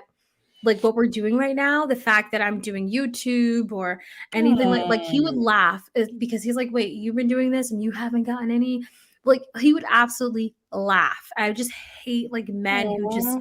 think that females are like, that should do like a specific Mhm. thing and stuff. And then when Yeah. we broke up, my parents were so mad because they thought like I was gonna get married and shit. Yeah. Well, Yeah. I Sad think you times. dodged the bullet, so Yeah, that's what I'm mom saying. and Like, dads. I told them, I was like, "I saw what my life was gonna look like, and I didn't want it." And they were like, "No, you're not gonna have no life, no kids." I was like, Oh my "Stop." gosh. Yeah. Mm-mm. You are way too young for them to be talking like that. Mm. Anyway, if they're gonna talk like that, if you were 40 years old, I would be more understanding, but Yeah, they just, yeah, that was a heartbreak because they really thought, oh, mm. because I'm a twin, so they really thought, "Okay, 1 twin to go," like, but Oh, countdown. They just want grandchildren. That's what it I know, it's so annoying, and my older is. sister has, like, 5 kids, so and then one of them are twins, Mm. so it's like twins run in the Oh, family, and so, yeah. yeah, I'm like, It's so cute. "Hello, 5, go bother them," you know? Like, I know. so anyways, off topic, chapter 6, where are we? Oh, so Casper, blah, blah, blah, blah, blah. Oh, so Miss Lou. Who's Miss Okay, I know who Miss Okay, Lou is Lou in this book, Taylor, but hmm? right? Lou Taylor, right? Yeah, Lou Taylor. So Lou Taylor was the only person that Jamie Lynn says that actually stood up for her when people were saying, "Hey, you shouldn't have this baby. You have your whole life ahead of you." And Lou Taylor seemed to be the only person who was like, "No, Jamie, if you want to have this baby, you can have this baby." That's what she states in this chapter. Yeah. And when I Um, hear people talk about Lou Taylor, they keep talking about her like she's the in charge of this family. Whatever Lou says goes. That's how people talk about her. well, that's because Jamie, and this is where I was like kind of connecting the dots because Jamie Lynn has a document. I saw it on Sloan. She has a document that she signed over funds, transferred some funds from Britney to this Lou Taylor, and with Jamie Hmm. Lynn's signature on it. Hmm. So it's very interesting, and it kind of makes you wonder, Lou, were you being so vocal and being by Jamie Lynn's side because you genuinely care about her, or did you genuinely care about her signature? You know what I mean? So that kind of put things also. I was like, my brain was kind of spiraling with that, Hmm. but um. Oh yeah, so she was proposed. So even though she was having doubts about Casey, he proposed to her in 2008, but they broke up in 2010. So she still spent 2 years at least. Well, okay, in her book she says Hmm. 2009, but the public knew about it in 2010. So Hmm. because I looked it up on Google, Google says 2010, but she's saying in her book 2009. I don't really know, but they at least made it publicly 2010. So he proposed to her while she was pregnant. And then she goes on to say how Casey partied while she brought, like, as she was bringing the baby home, that week he was partying. Once again, I'm not going to hate on him too much right now because he was still a kid, at least in this I'm chapter sorry. right now. Even Hmm? the baby. I mean, he's 16, but it's kind of, I would think a normal 16-year-old, even if it's the guy, the week the baby is there, you're trying to clean yourself up a little bit, I just think the way he's acting at 16, Mm-hmm. you can give some grace for, well, he's a young guy, but it's kind of indicative of how he is now as an adult. So I feel. No, it is, but like I'm just not. They're both kids right now, so I'm not.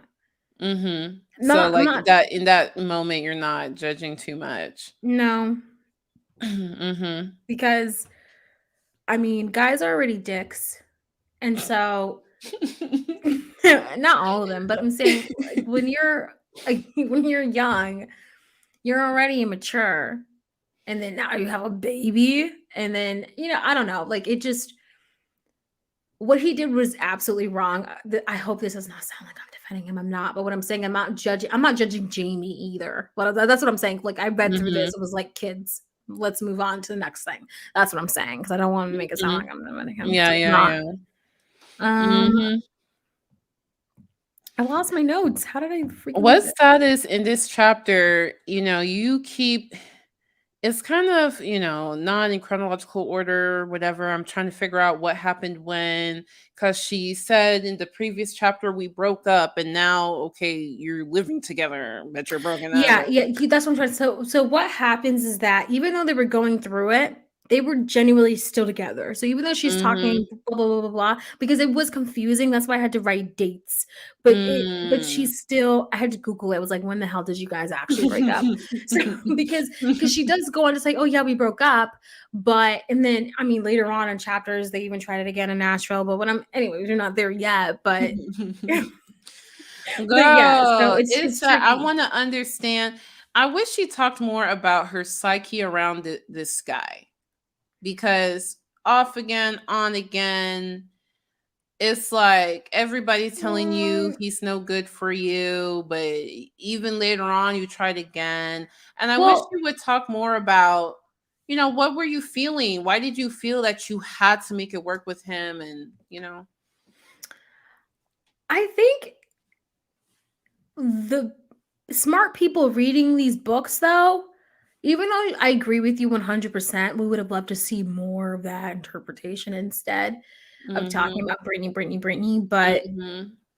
I think that you can kind of see from like looking at the book in general that her mom, it's kind of like this pattern in this book. Her mom tolerated her dad, her alcoholic dad, her mom, her listening to the managers who are men. You know what I mean? And Mm. here she is getting pissed at her mom for always allowing the dad back into her life, when in reality, she doesn't realize she's doing the same damn thing with this guy. And you can kind of see this pattern of like she doesn't know she's doing it, that type of thing, to where she's letting this guy once again. And honestly, also Jamie Lynn has a lot of insecurities, but she tells us on later on who doesn't. But you could really tell she was super insecure then. Like all any guy needed to say was something nice to her, and she'd be like, okay. Like you can tell from just reading the book. And she even goes on to say, so it's not just me, like, my opinion. She says that she was very insecure as well. So I think it Mm-hmm. was just like Yeah. this pattern of I need to have the family together. I need to, I want, Yeah. because she admits in the like later on in the chapter, she does admit that she wanted this to work. So, Yeah. but it didn't.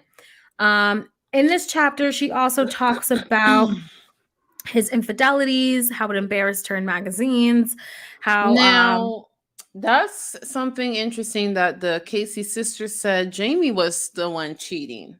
yeah. But And I'm sure what she was referring to. Um, because Jamie and guys, I truly 100% believe that these two were both cheating on each other. I Because, agree. I think Yep, they were both cheating. they were both cheating because shortly after that, Jamie actually admits. She admits, regardless of what your definition of cheating is, some people say it's the actual physicalness, and some people say it's just it's the your feelings. You emotionally cheated. She at least emotionally cheated because let me tell you. I'm trying to hold on. I'm trying to like go in this order here. Hold on. All right, I'll say it and then I'll go in order because I want to make sure we cover everything just for those who aren't reading this book. But let me tell you, she goes on as she admits to like talking to her now husband while she was still engaged to Casey. She admits to this. She admits that she's like, "Oh, I didn't know this guy like she admits," and then she yeah, she fully blown admits to hanging out with this guy. She admits to having conversations with this guy. So please, like they were both cheating on each other. But once again, I don't, they were kids. I mean, Yeah.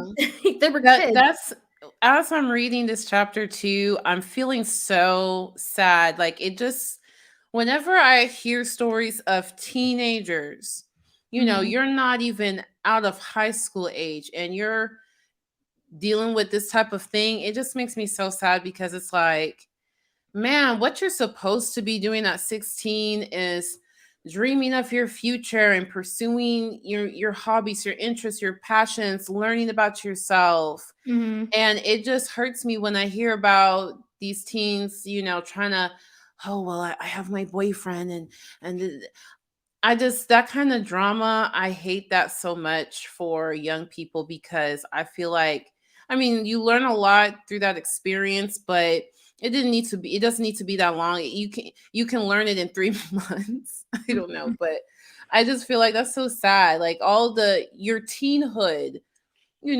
is taken because of some guy. It just hurts me. I hate reading about that stuff. It makes me sad for the teens involved. I know. It like she was trying to get a family together as a teen. I know you're like playing house. You bought a house. You got Yeah. your soon-to-be husband. You got a baby, and you're trying to play house. But you are a teenager. Okay, you don't need to be worried about no house, no all this stuff. You need to just be a teenager. Right. I agree. Oh, she even so going in order just because she I'm just going in her, I'm going in her order. I'm going to go in I'm Okay. going to go in her order and she talks about how there was a time where she got her wisdom teeth pulled out in this chapter and Jamie was right there. By the way, she met Jamie through mutual friends, but Jamie, I think she met him at a baby shower. I don't know. Anyways, she met him through mutual friends and he was lying right beside her while she got her wisdom teeth pulled out. And, and that was awesome. By the way, this was while while she was still engaged. Yeah, she cheated. But anyways, to end this chapter, by the end of 2009, she was ready to separate. That's what she says. She goes, I was ready to separate from him, but wanted to support him. So even then, she's still, by the way, she basically admits to cheating on him. But anyways, but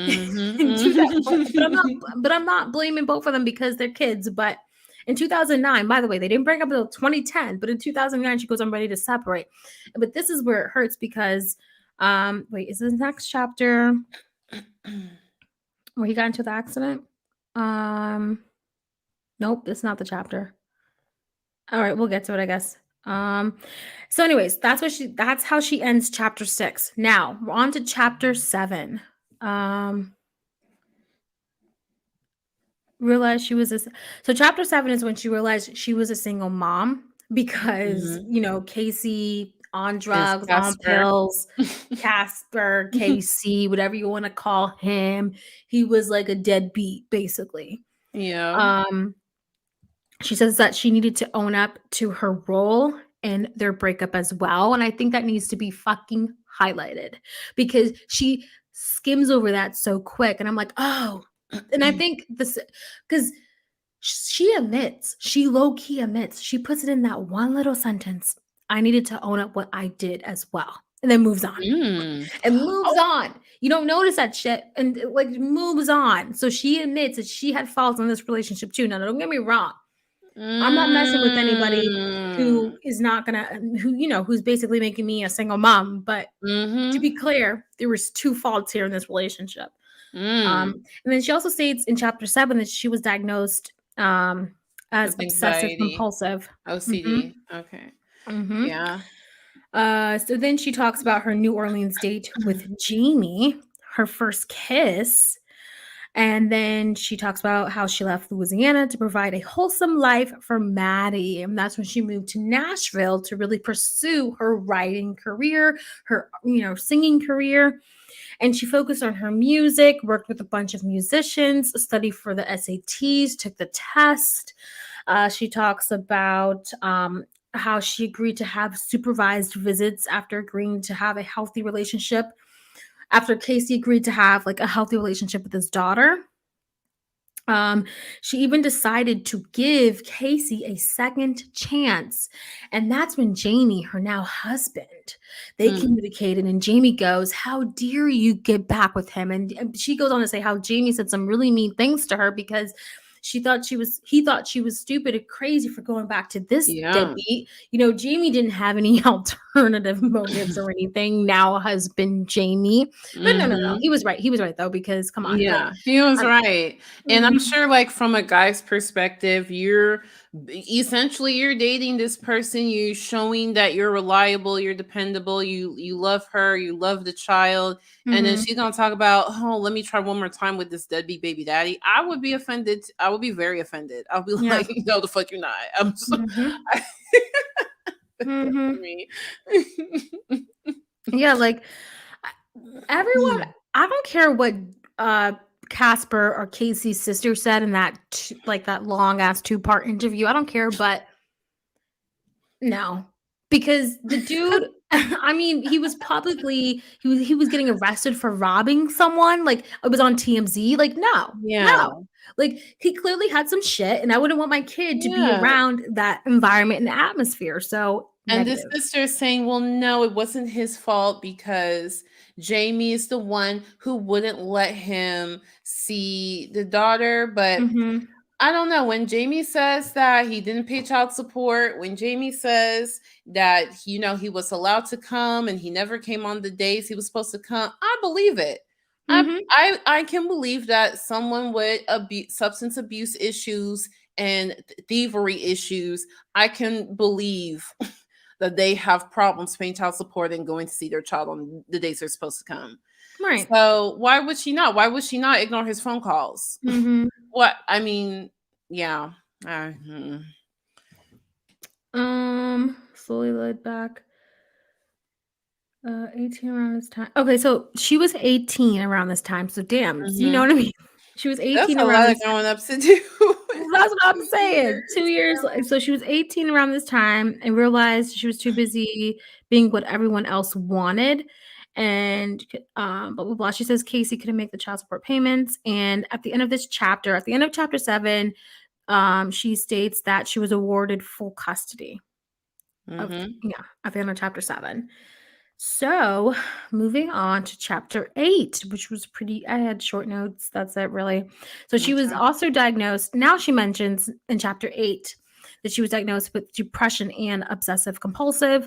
She mentions that she mentions at this time in her life, she was visiting her mom in Louisiana. So she was like at her mom's for a bit. And she goes into detail about how at her mom's house, the Wi-Fi wasn't working. She did whatever, fell 20 feet, broke her heel. And then that's when the Jamie guy comes back into the picture. And he, I guess, entertains her, while she's broken heel and shit. And, also is helpful with Maddie or hangs out with Maddie. And then she talks about how she recorded her EP in chapter 8. And I guess her and Jamie were dating. She says that Jamie proposed to her at a Louisiana historical landmark. This was the first time that she felt grounded. So basically, it kind of like skims fast because, like I said, this book is horrible about going in order. So, Mm-hmm. she skips into. So now we're supposed to know that her and Jamie were talking for a bit, and then she talks about how he proposed to her, which was at the Louisiana historical landmark, and then she goes on to say that Jamie respected her professional goals. And after the tour, she continued to pursue, because mind you, she had an EP, so she went on tour. And so after this tour, she continued to pursue her music, but but it's funny because, not funny, but it's interesting. I wonder how she felt because she never was able to be on Jamie's level. She talks, I mean, on Britney's level. She talks as if she Mm-hmm. was at some point, but she never was. Like she She was. I never, know she was name dropping people that she worked with or something. I'm like, girl, right. Mm-hmm. She, yeah. mm-hmm. And reminds me of when she said, yeah, our voices are different, but equally as good. Mm-hmm. So I started listening to some of her stuff and I was like, okay, this is country music. I don't know. I don't know if I don't listen to country music, so I don't know, who's big, who's not. So I'm like, maybe, I don't know. It still was interesting to me. By chapter 8, she has not yet said, hey, you know what? Britney helped me get to where I was professionally.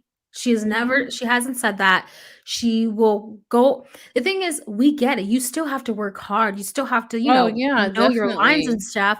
But it's like, she does not give credit to Britney Yeah. at all. And Somebody that's was so trying to disturbing. argue with me in YouTube comments. Like it was a video about how Doja Cat came to the status that she is now. And I put in the comments, also remember her father is a really like worldwide applauded entertainer. Even though Mhm. they're estranged, people knew that was her father, and her mom and her brother had a few connections, and they were and she Mhm. was raised upper middle class, if not higher. So Mhm. I just put that so that people can be like, just remember, this is not a rags to riches story. This is, she started at a certain level and then she went from there. And then someone started arguing with me about, you think just because that's her dad, it helped her that much. I'm like, yeah, you're telling me you think if you it's like, yes, if people know that you are related to this other famous person, that Mhm. is a benefit to you. You can't. It sure And is. I feel like people, I'm sure Jamie would be like, well, I worked hard and this and that. And you do work hard, but also your last name is Spears. Like you You can't got that ignore, opportunity, yeah. you can't ignore that means something. Like that automatically gets your foot in the door. Exactly, like, she could walk up to any bougie restaurant and, "Oh, Spears? Right away this way, Miss Mm-hmm. Spears," you know what I mean? Like, Yeah. that's yeah, so, it's disgusting how she doesn't even mention her sister when it comes to her professional career, but, um, chapter 9, doesn't mean you what did The you she had to sacrifice of stardom. The so oh glitz my of gosh. Hollywood isn't Uh, all it appears to be. um, she talks about once again how she worked really hard. This chapter 9 is Jamie Lynn Spears telling us that she worked hard for what she got, basically what we just talked about. So Mm. chapter 9 was she goes on to say how she had to work hard and go to lessons. It was hard and she had to maintain her physical appearance. And this was interesting. Yeah. She discusses how, people always associated her beauty with her size. So she does discuss that. She discusses that she had to limit her calorie intake at some point and that she would starve herself. Mm. She talks about how she had to have an implant in one breast, and so she's still insecure about it. Oh yeah. Um, she says that blah blah blah. She had to, yeah. So the whole point of this chapter was really to just dive quickly into. This was a short chapter, but it was to dive into look. I went through some shit, okay? So Mhm. yes, Brittany was my sister, but one, I had to work hard for what I had, and two, it was not hard. I had to literally, watch how much I was eating. Every single time people would say I was beautiful, they would always associate it with my size. So she would say Mm. these things. She talks about how she was very insecure, and she still can be at times, but I think a lot of us can be insecure. Yeah. She also says, and then she randomly starts talking about Britney again and says, at the end of this chapter, seriously, I wrote it like randomly. She goes, in 2008, my parents were discussing a conservatorship. And then she goes on to say, then she jumps back to, tells you this book is like all over the place. Then she jumps back to Mm. how how a lot of people thought that, her career, like Maddie, her daughter, really ruined her career, but she goes, no, Maddie saved her from misery. And that's how she ends Mm. chapter 9, how her daughter actually saved her. So, yeah, that was chapter 9. It was very short. I feel like it was a filler chapter, if you ask me. I honestly do. I just felt like all Yeah. that stuff she could have had put in. I don't. It just felt like no, all of those stuff needed to be said because she goes on to say how she was starving herself, which is not okay. But it just felt like when you read the chapter, it just felt as if she was just a filler. It was a filler. Mm. But and in this industry, it does suck that people have to Mhm. they can't accept the way how they are, their appearance, because they are looking for approval to get accepted on a role, to get in order to Mhm. Or to get a stay in their role, because she kept talking about, oh, the contract kept saying I can't, my appearance cannot change. right. So that's got to be stressful too. Like, or your parents can't change. So, so chapter 10, what I wrote was sad. I actually cried in this chapter. I wrote Oh, Maddie's the baby. accident, Mhm. SAD. Mm-hmm. Yeah. So this whole chapter is about that accident, and Mm-hmm. I appreciated this chapter. Again, it's about her life, a really big moment in her life, and yeah, I'm sure it's This absolutely terrifying moment. Yeah, I remember when this story came out on TMZ, I was sad then. I was like, "Oh shit." I cried reading this chapter because let me tell you, her daughter was in this ATV. Long story short, the daughter was underwater for like 6 minutes. The daughter had no pulse. And I'm like, oh my gosh, I'm crying. And I'm like, I know mentally that the daughter's alive now, but I'm like, oh my Mhm. gosh. And she goes, there's no pulse. Because I guess one of the guys, the paramedic EMT guys were like, there's no pulse. And then she's like, starts walking back. I guess someone tries to pull her back into the house. And then all of a sudden, the EMT goes, oh, we have a pulse.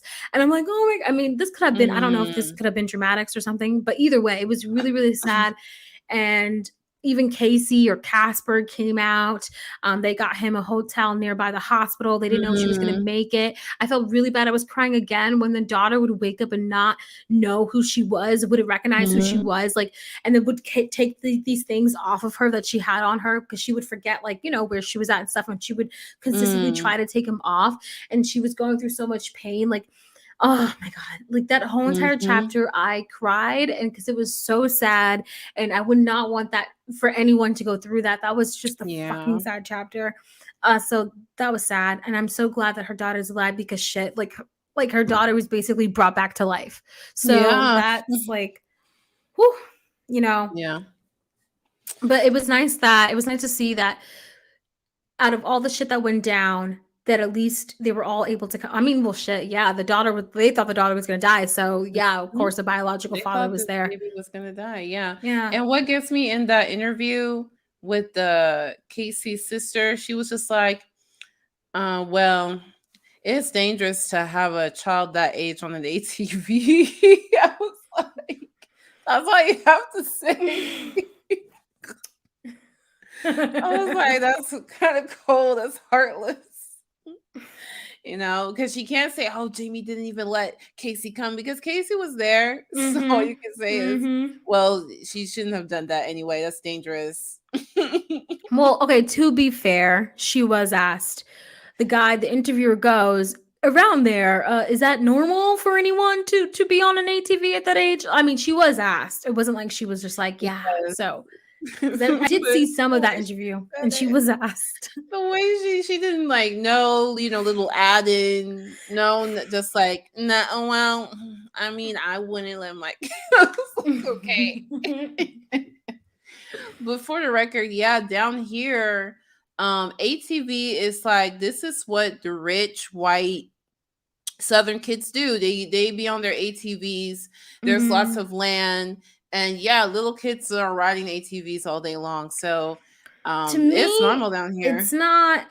To me, okay, riding the ATV is one thing, but riding it near water, that's another. That's another thing That for I have to me. admit. Well, see, I'm in Texas. I'm not by a lake, so I'll say all the kids who ride ATVs is always on ground and like maybe a little bit hilly or rough terrain, but nothing extreme.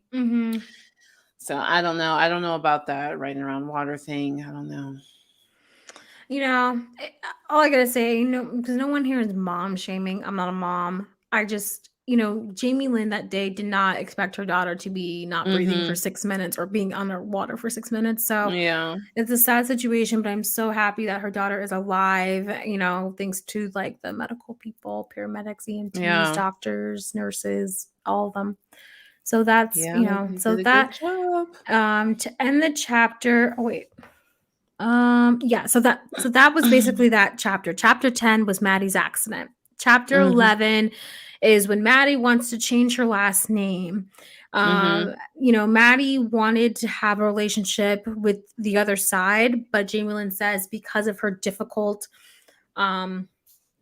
relationship with Casper or Casey, she wasn't able to have the relationship on the other side. She doesn't really go into detail. I really wish she would have, because they already came out and said shit. Like, she knew the moment that she mentioned their family in any negative light that someone would come out. So she might as well have just said the truth. But I know we were talking about this, but here's my thing. I get Casey fucked up, and Jamie Lynn has no obligations whatsoever to, if she, she has no obligations to have Casey's mother or Casey's sister, etc., to see Maddie. I get that, but it is just sad that Maddie doesn't know the other side of her family. That's all. Yeah.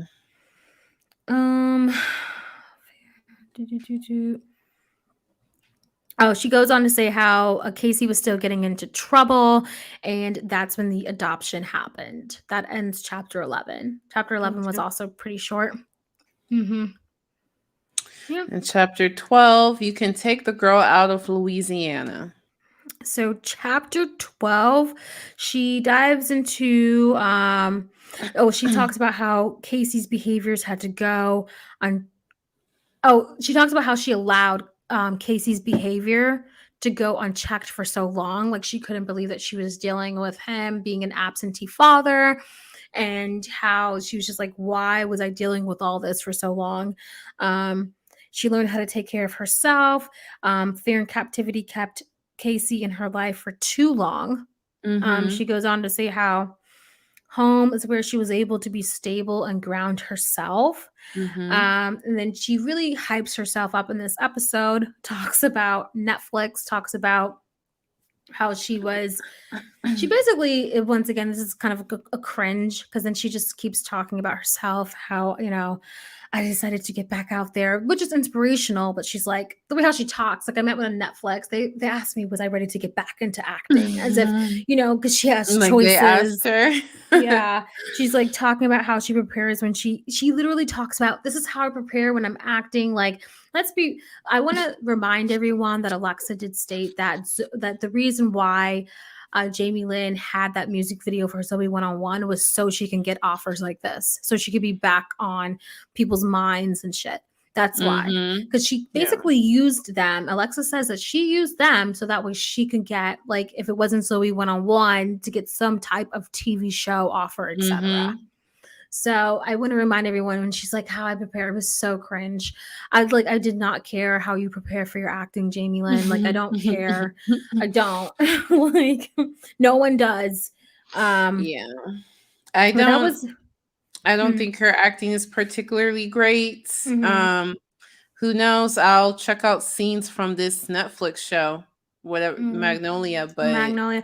Now I will because I had no idea she was. I knew she was in something when she did that Instagram live, but I just didn't care what it was.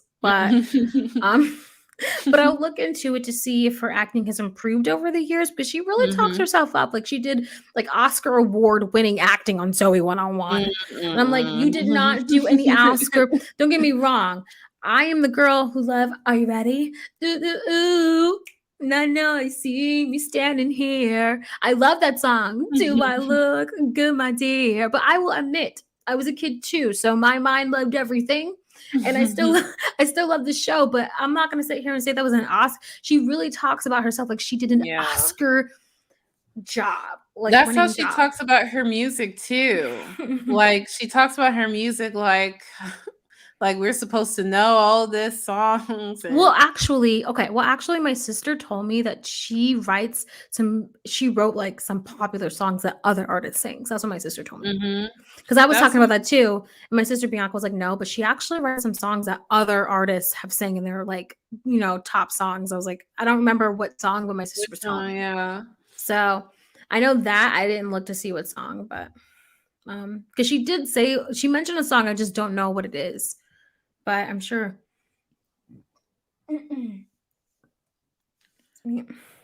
Jesse Um Walker says, "Hey y'all from Minnesota. Thanks for the rundown on this book. I don't want to read it in real life." I We know, I know. know. That's why we're doing this because we knew like people would be kind of curious, but wouldn't want to actually read it. So Yeah. we Because read I it. think I don't know how annoying it is gonna be, but I feel like I want to do a highlight for like chapter one. Chapter I don't know how annoying that's gonna be. Should I? No, I don't know. don't. I don't know. Or maybe you can do like part one, part two, like break it up into thirds or something. Yeah, true. Chapter 1 to 3 or some shit. Anyways, Mhm. so chapter 13 we hit, and I write in parentheses. She goes, the chapter I wished I didn't have to write. Chapter 13. Wait, is that what That's it's what she titled? says. That's what she says. She goes, the chapter I wish I didn't have to write.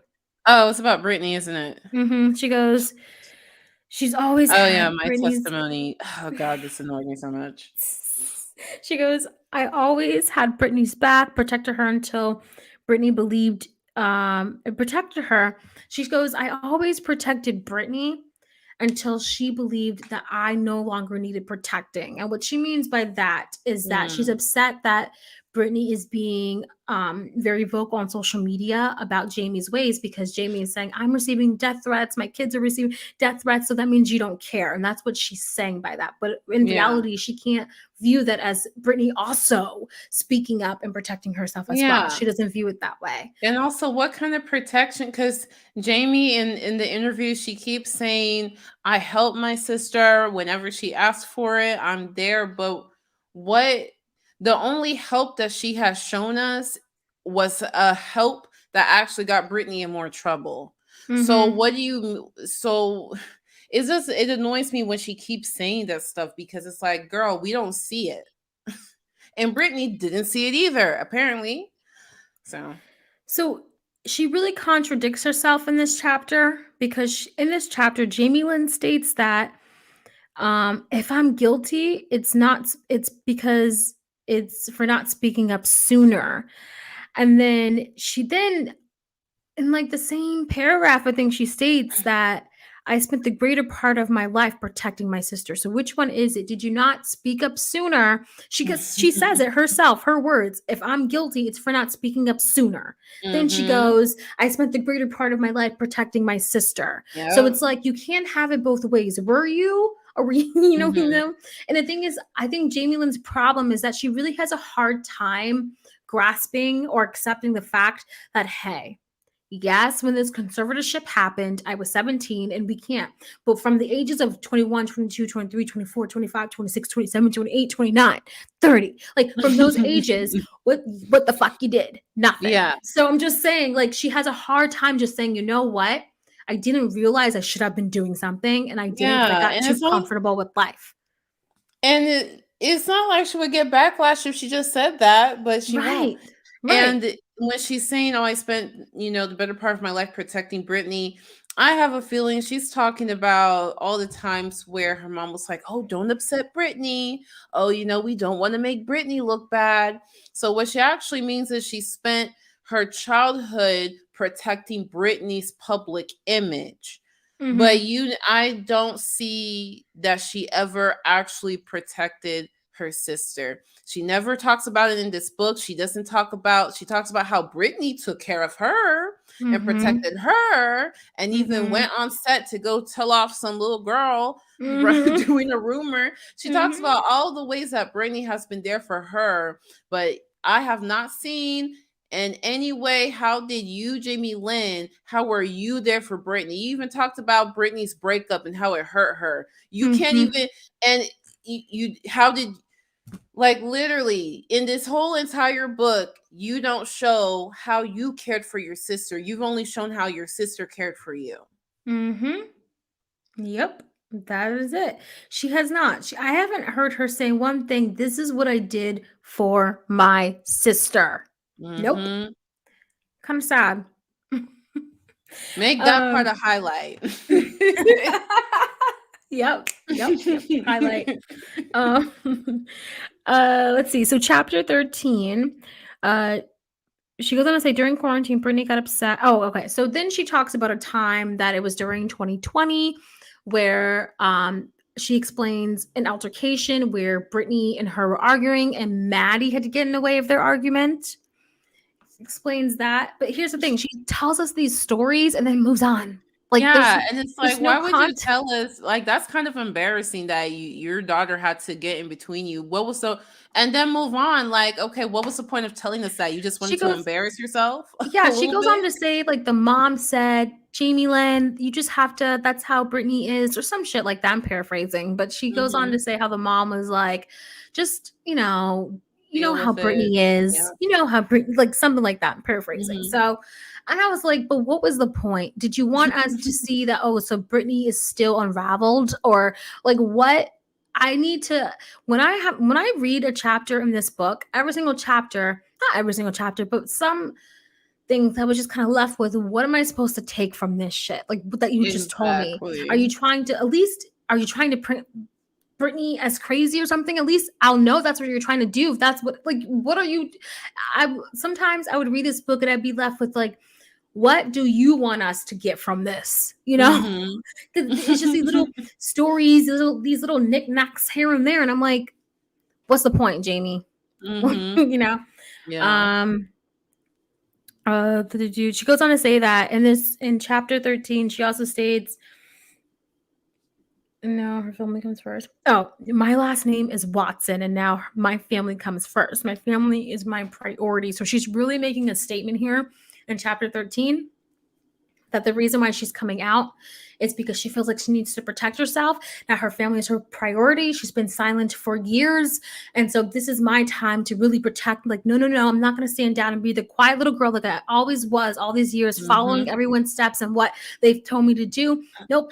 I'm going to speak up every single time I feel like I need to for my family because I'm a Watson now. This is my family Mm-hmm. now. So that was chapter 13 and chapter 14. So now, chapter 14, Breaking the cycle. it's breaking the cycle, but it's pretty much kind of echo of chapter 13, which is Jamie Lynn says, I've spent years doing what's wrong for me, but right for everyone else. Watching my child stop breathing changes the way I think. I try to pray for everyone now. She goes on to say that I'm open and anything that bothers me or my parents, I talk to them about it. I'm more outspoken. She goes on to say, trying to live my best self and encouraging my family to speak their truth. And she can only speak for herself, which is insane because she was speaking for, Everybody else. I know. So she just really left this book just, coming out strong, saying like, look, I'm on Netflix. I'm doing my own thing. I'm going to speak out now. I have my own family and I'm going to speak out anytime I feel like my family is being attacked because that's who I am. I'm no longer going to be silent. That's what I got from the 13 and 14 of this book. And chapter 14 was the last chapter of this book. Yeah. Woo, we are done. Yeah, this book sucked. It honestly felt like school because I didn't want to read it. Yeah. It was so crazy. And you know what I'll do also? I'll leave where is the tolt? Let's see.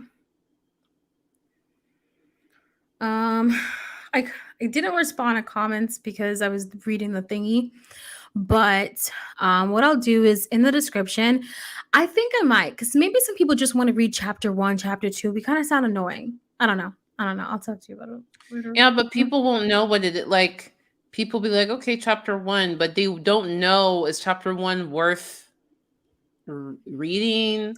No, not that. Sometimes people just want to like look at what chapter 1 of the Jamie Lynn Spears book was. You know what I mean? Or what chapter 2 was, and make it kind of Googleable.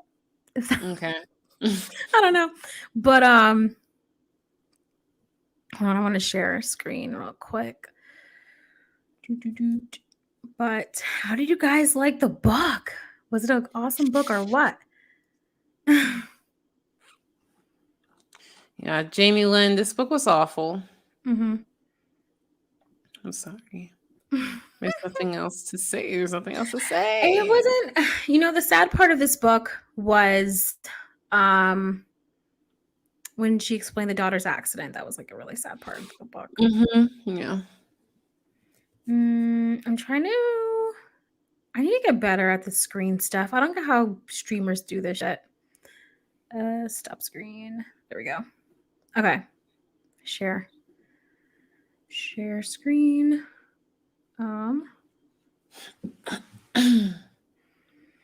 Okay, share. Okay, so this is, if you guys can see it, can you guys see the notes? No, we see the StreamYard. The heck.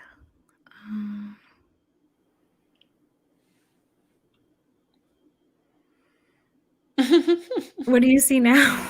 We just see the StreamYard, but it's just repeating the screen because it's the screen recording the screen recording the screen. Okay, got it. Okay, what do you see now? We still see StreamYard. What the heck is going on? All right, never mind. I was gonna show you guys something, but I can't seem to show you. Just click the next tab. Even if you click the next tab, doesn't like have whatever you want to show in the same window, but on a different tab.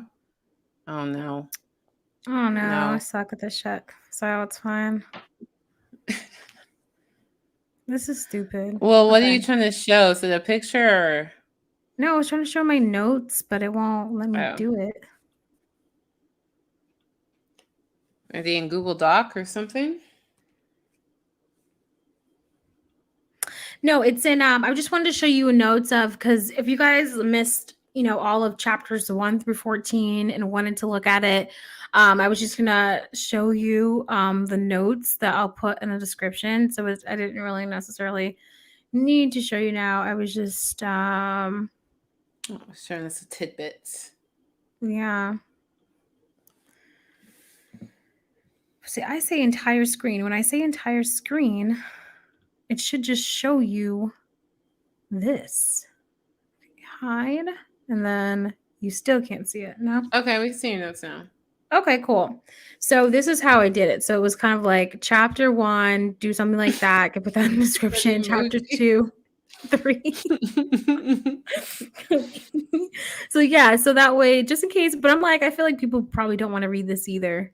I don't know. I could put it in the description. Maybe somebody might. I don't know. You're like, maybe somebody. There's one person out there who might.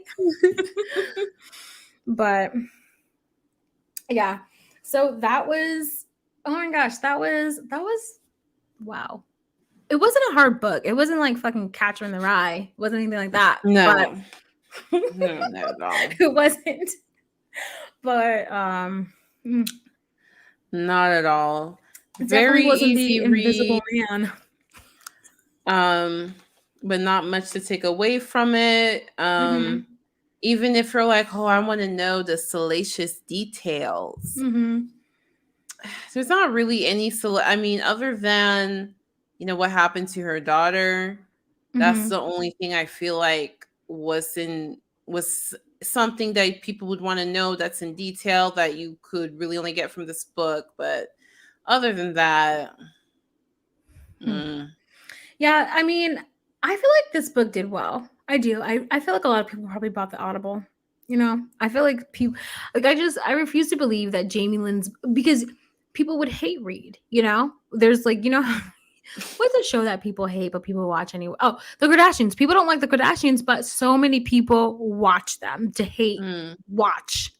Some people don't like, you know, it's, yeah. So, like, this was like equivalent to like the Real Housewives franchise. yeah, You know, but she's ranking so low that it's hard for me to believe that many people are hate reading, hate listening. I don't know. I'm interested. I would believe it's everywhere. I just find it hard to believe that no one's buying them. Keep in mind, I'm not saying people like her, but I'm saying that people would buy the book anyways. You know, just kind of like, what is she saying? Yeah, maybe, but the ranking is so low that it's not that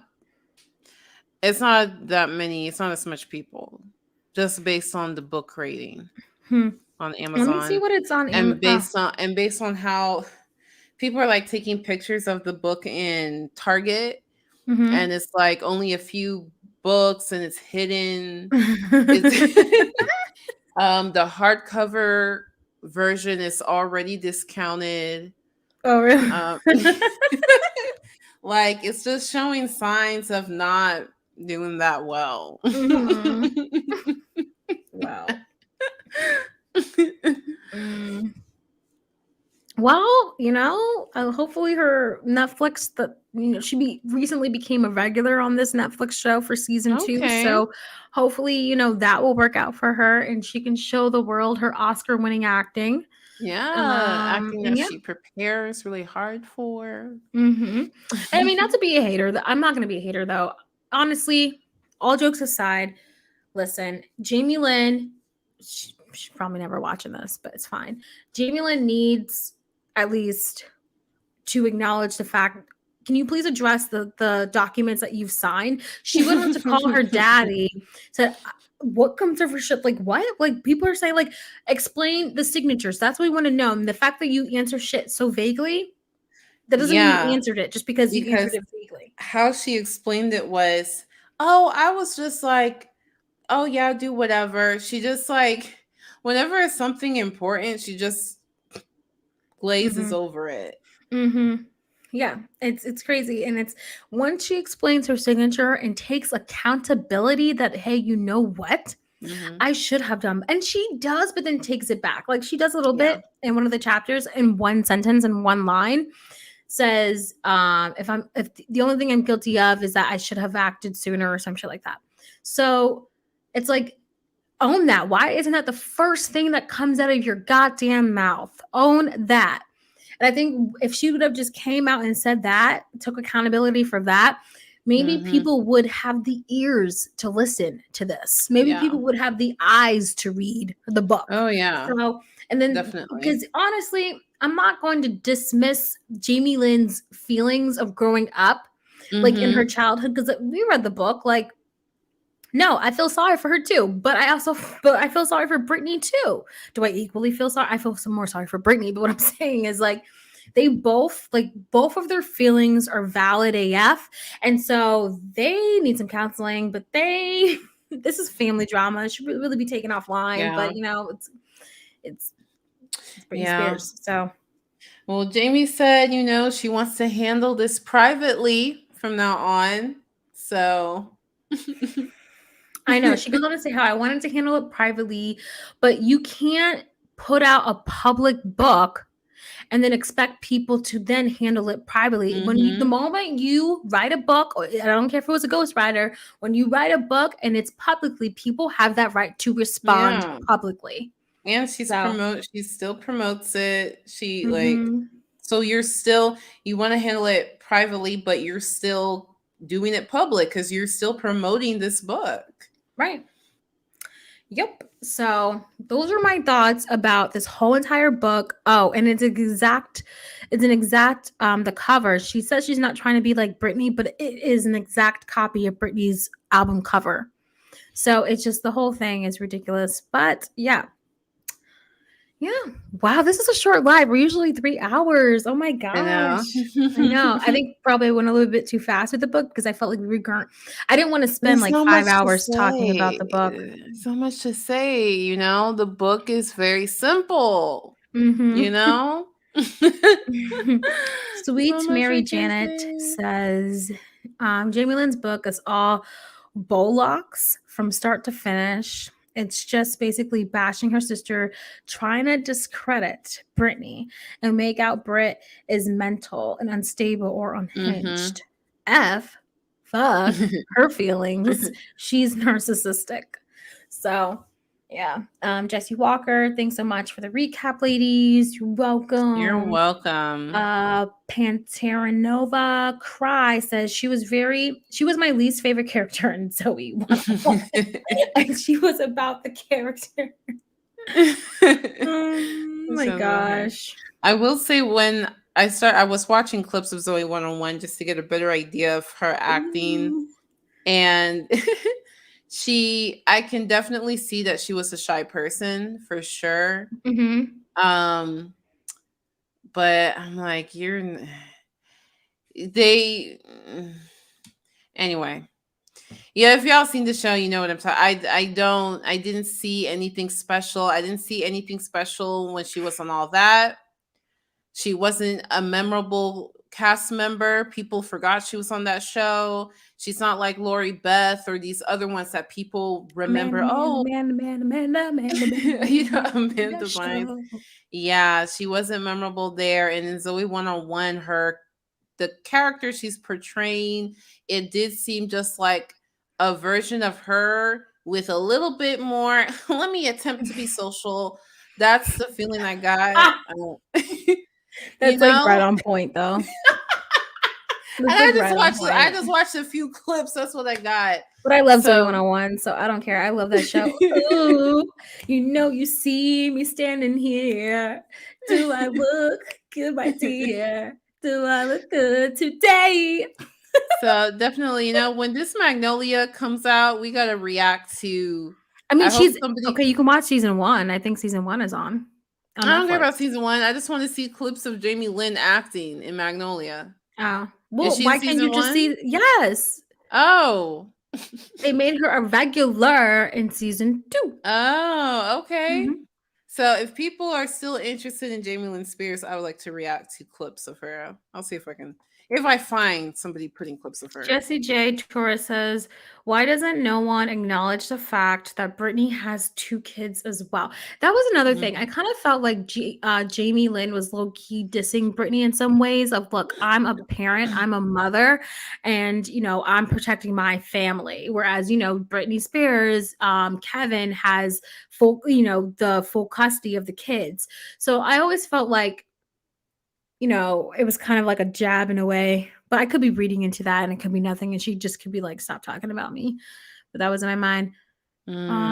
Jamie Lynn talks about her kids and family as if Britney never had any. Right. That's what I'm trying to say. I always felt like in the book, I agree with you, Jesse. I felt like in the book, she was just like, I have talking about her kids, blah, blah, blah, and how Britney was so unraveled. And, That's how and I feel. It felt like you're really just throwing her under the bus right now for no reason. It's not even relevant to your story. You know, the the one thing that I could maybe see is I even felt like how she was talking about the shaving her head thing. I didn't even like that, but at least she was talking about her reaction yeah. herself, you know. Oh, yeah, I don't think we really talked about it, but yeah. Yeah, I mean, look, the book sucked, but, hopefully her acting gets better and she lives happily ever after, and so does Britney. I mean, that's pretty much my thoughts about this. Yeah, it sucked, Yeah. but that's the saddest part to me, honestly. Yeah, I feel you. Any other thoughts? No, I don't have any other thoughts other than I want Mhm. to analyze Jamie Lynn's acting. If the little highlights you put of this, if it gains traction, then Mhm. I'll find a clip, and next time we get on, we can react to Jamie Lynn's I acting. don't wanna be To rude, that's mean. I wanna, I don't like, think that's mean. She's an adult in Magnolia, not when she's a kid. In Magnolia. I don't wanna, like, what am I gonna criticize her acting for? I wanna criticize her character as being a human being, like, not, standing up for her There's sister, but nothing then else to say. mhm. And that's On another thing too. I like to mention Mysterious because a lot of people still come for us over the Mysterious video. I just mhm. like to state, so thank you for everyone who's watching who got us to 300 subscribers. Thank you, thank you, thank you. And one of the reasons why we got Woo-hoo. to 300 is because one of our videos went like mini viral, got like 12,000 views, and it was a Jamie Lynn Spears video. Now, we had Mhm. already planned to do this live, but we're not about to be mysterious. And because we could ride this wave, because technically our analytics say YouTube is recommending our videos, majority of our videos is coming from like 61% of YouTube recommending it because of like Jamie Lynn stuff. Now, if we Mhm. were probably smart, we could ride that Jamie Lynn wave and just put clips after. Keep in mind, Thank you, Jesse. thank you. Keep in mind, oh, thanks, Jesse. But keep in mind, as I say this, I'm trying to make a point that we're not trying to be like mysterious, but because of this chapter and we're covering the book, we are going to do clips of the book, but then we're going to move on. So after we do clips of this book, we're going to move on to the Mhm. next topic. We're not going to sit on Yeah. here. So if you do see videos this week of just Jamie Lynn, that's because we're taking clips from From this video, this. from chapters and chapters. You know, we're not making new videos on it, but we Mhm. are gonna, at least this week, that's what we're gonna do. So if it looks smothered with Jamie Lynn stuff, it's because of, you know, we're covering the chapter. My whole point is that we're not gonna sit here and fixate on Jamie Lynn next month, 3 months from now, 8 months from now, 1 year from now. You know, we're you know what I mean? Like, so that's the thing. And on our channel, Mhm. we talk about a whole bunch of other people. It's not just Jamie Lynn. So Yeah. because a lot of people are like, you're jealous. I knew this was going to happen when a new YouTuber does her research and then gains a lot of subscribers. People get jealous and come. No, that has And nothing to do with mysterious is it. not even new. I the little stands really annoy me. Mhm. Another person like that is the Dad Challenge podcast, which by the way, I'm not saying Mysterious is as bad as that guy. That guy Mhm. is a different level, but he Mhm. also has stands that'll come out like, "Oh, you're just jealous." And it's like, Right. no, I actually want to criticize how he's misogynistically commenting on a woman's breast size just because he doesn't like her family vlogs, you know, Mhm. like so Yeah, like I haven't watched, like, it's like I haven't watched anything without a crystal ball because I don't need to. I haven't seen that one what video. I you haven't seen don't one the video. problem I with haven't seen Crystal that. Ball, you don't even know where to begin. There's just it's just too I much. haven't seen, listen, I haven't seen one video from the chick. I haven't seen anything because listen, I don't want that shit on my time on my YouTube recommending. I don't know what's going. All I know is that the chick gets sued. That's about it. She She always gets getting sued. sued That's every it. month. I That's it. mean, after the after this one guy, this Christian guy with a podcast, basically read her for filth, started suing her. I'm like, I'm just over it. This Mhm. woman makes a hobby out of getting sued. I've never seen Mhm. anything like it, but it's too much for me. I was done with the crystal ball lore. Yeah, like I don't know. And then there was another person who I didn't care. Oh, Amber Reed. Amberlyn Reed. Amber Lynn, yeah. Doesn't That yeah, chick too.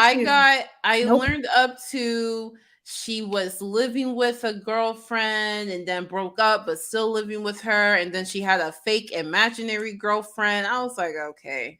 I don't know. I don't Either way, I there's enough. Like, I don't care.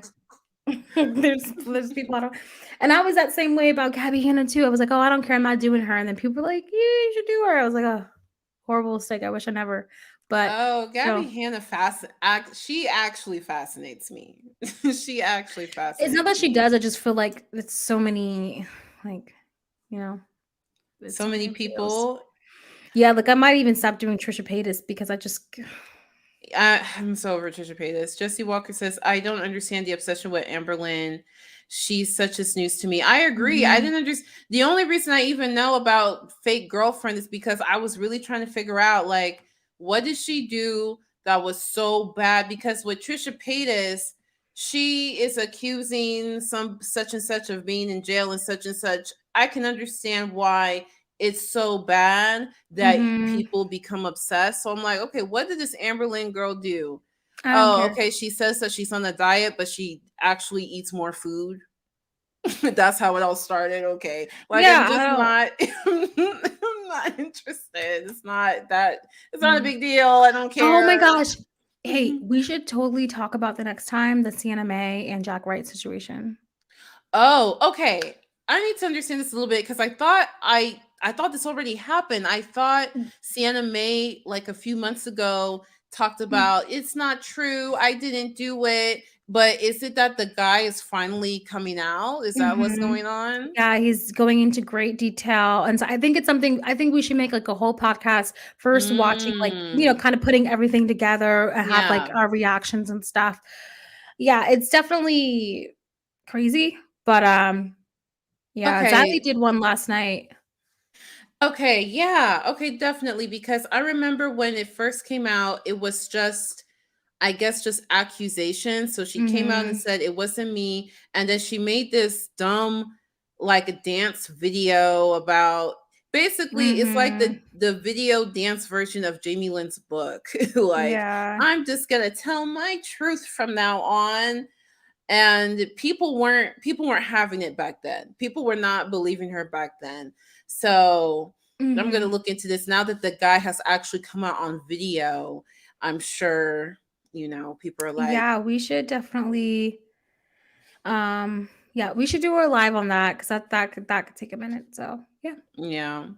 Okay, that's a good topic. I write that down. Alrighties, well, I'm I think do we want to call it? I Yeah, think let's it's so call it. early. Yes. We can get We're some usually 3 sleep. hours. Is this our first 2-hour podcast?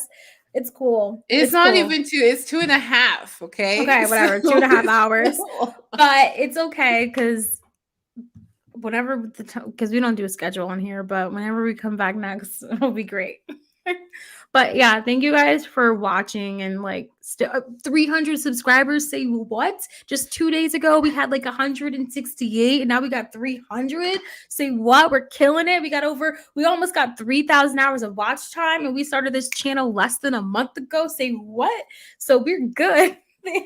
Thank you guys so much, man. You guys are supporting us and like just watching and subscribing and commenting and engaging and watching. It's like Yes. So it's so appreciative. Like I will send Yudoka like some screenshots, be like, look or whatever, like it'd be cool. It'd be so much fun. So thank you guys. Thanks Anne, Davida, Jesse Walker, Balu to you. Jesse Torres, Jay Hughes. Panther, Renova, Cry, um, Jaden, and Darnellville. Sorry if I'm just saying your name wrong. Hey, Rain. Marianne, thank you. Sailor DIY, thank you. Yeah. So yeah, thank you guys for watching, and we will see you soon on the next That 5%. 5%. Bye. Bye.